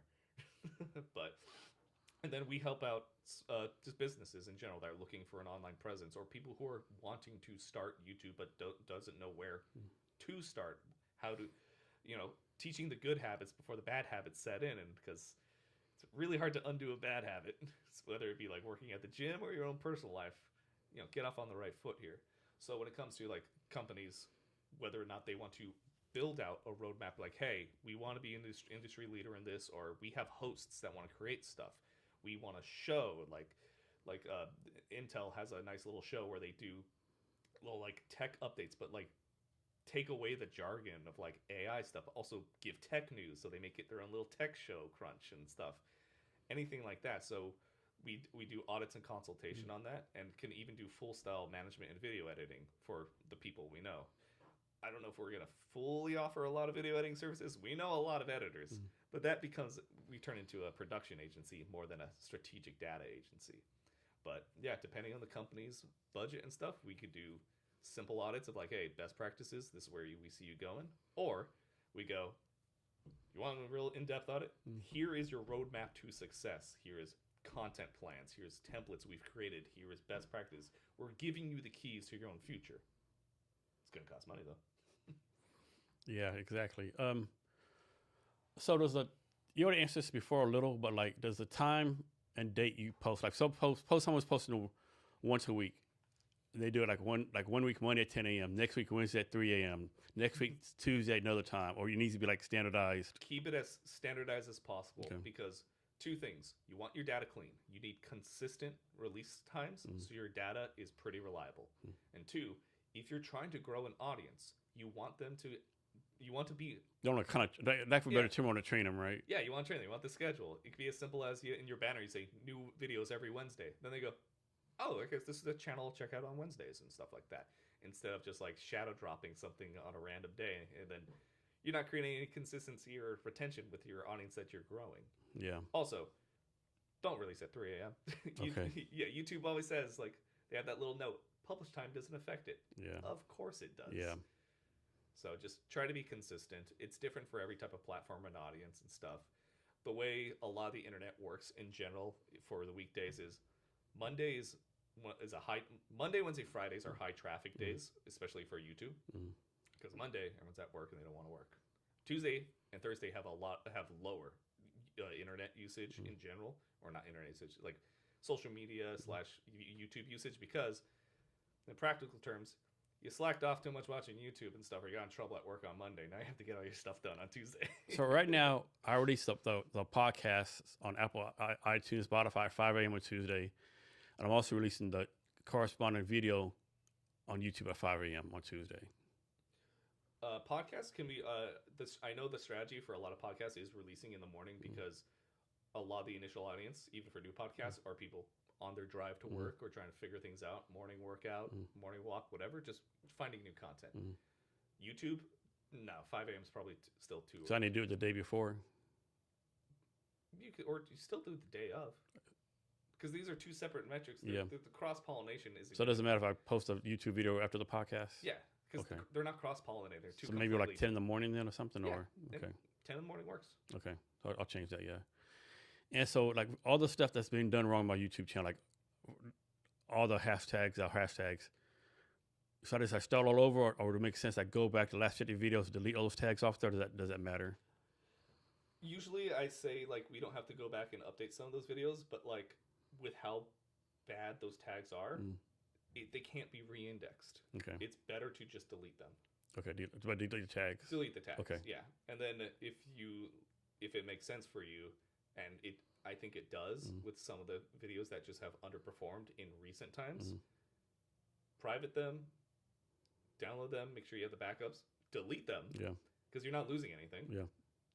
I would say it's probably more harmful that you have a bunch of videos on your channel at 0. Okay. Because if an audience member comes in, come on, the optics doesn't look right. Yeah. So any video we'll say less than 100 views, delete. Delete, private, whatever, and then I'll get you updated tags too, and then they'll have to be re-uploaded. You can re-upload from the US with these other tags. And if for some reason that doesn't get more than 0 views, then there's a whole channel problem. Okay. And then we discuss like channel 2.0. Yeah. Because that's done all over again. Yeah. Okay. But we look at your inventory. That means you have inventory. Yeah, I have so much fucking exactly. content. And then we get to pick best of and launch really strong. There's always options here. Yeah. It's not too broken to fix. All right, cool. It's just we're course correcting right now. Yeah, thanks for doing this, man. I appreciate it. Always, man. I love doing this. Is there anything else to ask you that I haven't asked you yet, or anything else you want to talk about? If you could just read my intro. Oh, yeah. So we could stick that somewhere, or that could be a little hook. You want me to read it, or do you want to read it? You can read it. Okay. I'll sit here and look I'm pretty. kind of... Okay, cool. Do my voice acting. Yeah. Come on. Get in character.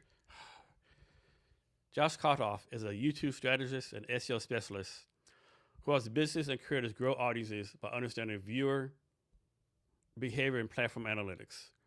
Over nearly a decade, he has led channel strategy and growth initiatives for major brands including NBC, Universal, Topps, and NerdWallet, while also consulting directly with high-profile creators. Overseeing 50 million views a month across collective managed channels, his work focuses on translating complex data, things like click-through rate, retention, and search demand, into practical, creative decisions that drive real business results. Josh often says his job is to stare at the numbers so business owners and creators don't have to. That's true. Cool. Because who wants to stare at numbers all day? I'm a crazy person. Not this guy. Let me do it. I'll start numbers so you don't have to. Cool. How old were you started doing this? I was in college, so like. For some reason, I thought it was 17 for some reason. Not that young. Well, I was doing SEO around like 18, 19. Okay. And stuff. And then like YouTube kicked in probably around 22-ish because like I dabbled in it and stuff. We made our own dumb videos and things. But like I didn't get access to like a high creator profile channel until like probably like 22, 23. Cool. And then by then I had my office, expanded with a few teams, had some code monkeys working with me, and we just made websites and then promoted YouTube channels, and it was really fun. Nice. I wish to go back. Every now and then it pops up on my phone. I'm like, those are the good days. Fun times, yeah. Those are the days in your 20s where you could just do anything. You know, you could fail, you still live at home, you could just fuck around. It'd be amazing. Like we started so many projects and stuff, and now everything's more grounded because I have to be an adult and I have to survive. It's called adulting, right? I don't want to be homeless. No, that's could be a bad thing. Yeah. Do you have some favorite bourbons? You're a rye guy, right? Rise. Bullet's my go-to if I'm just like at the store. Okay. Like I'll buy a bottle of. You said High West too. High West Double Rye is definitely one of my. High favorites. West, that's the one that's from Utah, right? Yeah, I believe so. Yeah, it's like a kind of long, tall bottle like that. Tall one. Oh, that one's good. It's got a good burn. It's I like that one a lot. It's one of those ones I savor. It's like who knew Mormons could make a bourbon? Yeah, and I love it because it's like sipping. Granted, you might sip a little too long on it, but like it's great. And of course, I can't remember the ones at the top of my head at Canon that I like, but that's like situational. You get there, you go, oh, I remember. I know what I order here. No, one thing we talked about in the past is like I kind of joke around that my mentors growing up kind of failed me. Got Jack down as a G meme, so way too fucking long in my life. First time I met you, you're like 21, 22, drinking like really good bourbon. Like, man, like your mentor took care of you. God damn it. Yeah, I had a. Somebody raised you right. Yeah, and from a Russian family where Russians in my culture, they're just getting trashed on the weekends all the time. My friends would always joke, like, because like they had like in college they invited me over, like we're doing St. Patty's Day and blah blah blah. Here's all this stuff, and I come over with like my favorite whiskey, and they're like, whiskey? Yeah. You drink like an old man. I'm like, first of all, it's efficient. Yeah. Okay, and you just sit on it. Like I watched a movie the other day, just had a little glass, and I had a long day. I just went. Yep. 2.5 shots lasted me the whole movie. Sat there, made dinner, and just fell asleep. Do you smoke cigars? I'll do cigars occasionally. Me and my buddy Wes have a tradition, which we don't really do anymore now that like his girlfriend moved in, so it's no longer the bachelor pad in his house. But I would help him whenever there was a hurricane coming up, because he lives in Florida. He's like, all right, hurricanes should be hitting next week. I'm like, booking my ticket, let's go. And we would put on all the shutters on the house, and then we'd sit on his enclosed patio in the middle of the hurricane. Glasses. He likes scotch. I got scotch, so he likes scotch. So we had glass of scotch, cigar in a hurricane, just sitting there in our patio chairs, watching the rain. That's crazy. Yeah, we do that like twice a year. I know nothing about cigars, but I will try. So it might be too far for you. There's a cigar lounge in Fife. It's off exit 137. Yeah, I saw you posting Smoky about Joe's. that. Yeah, Smoky Joe's. It's the food's so good, the drinks are so good, and since there's an Indian reservation, it's like fucking cheap as shit. Oh yeah. Like somehow they always have blends, right? Blends are hard to find. Mm-hmm. A shot of blend anywhere in sales like $50 easy, right? Yeah. There's $18. Yeah, I do that. Yeah. No, I'll put that on my list. I'll definitely go. We'll go sometime. We'll talk shop. We'll do some stuff. That'd be fun, because like the last cigar I had is my friend was visiting me and we went hiking. We just did a road trip all around Snoqualmie and that area, and then we drove around the corner. We're like, oh, there's the Snoqualmie Casino. Yeah, and you go to the cigar bar in there. Yeah, yeah. So I like that. Yes, I like that. Cool place. Yeah, we sat there, and then like my friend's like, why are you smoking a cigar? I'm like, and I'm sending it on like Snapchat and like Messenger, and I just take a blurry photo. I'm like, dude, I lost the house. Oh God. He's like, are you gambling? I'm like, no. Well, I'll put like $20. I'll be like $20. Let's go, and I lose it immediately. I go, this sucks. A good thing about Smoky Joe's, like they have extra cigar guy there. You just walk in, and you're like, what do you want to smoke? I don't have an idea. He'll like, okay, how long you want to smoke for? You want something mild? You want a sweet? Yeah. What are you eating? What are you drinking? Right? And like based on that, he'll say, okay, I recommend these three. Or I'll say, how much you want to spend? $10 below, $20 below? Or like, yeah. Yeah. Because like when I was in Austin last year, my friend out there took me to like a really nice like cigar like bar, and it was pretty good. So we got the is it Alamo? Is that the beer out there? Lone Star. Lone Star. Yeah. Alamo's a king of the hill. Yeah. So he's like, you never had a Lone Star before? I'm like, Nasty beer, Texas. I'm like, all right. You got to drink it in Texas, yeah. You got me ice cold Lone Stars, Yep. and we had a cigar. I'm like, you know what? It's pretty good. Yep. Yeah. And he's like, what's better, this or Rainier? I'm like, Yeah. I don't know. Rainier's pretty like good, like a casual beer too. So Yeah. Cool. How can people reach out to you? well, they can find me on LinkedIn. I'm Josh Kotoff. I'm the only one. And then I got to make sure I get the website right every time because we changed the URL a few times.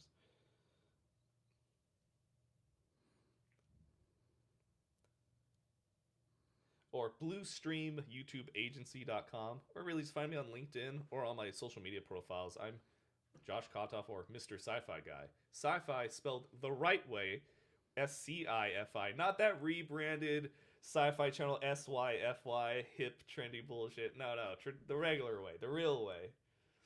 And then I don't know if you can't find me there, email the show and yell at Jason. Yes, exactly. Hey, Josh, thanks for being here today. Again, I really appreciate it. Oh, I love it. Until next time. Yes, yes. And to our listeners, thank you for your time as well. And remember to be great every day.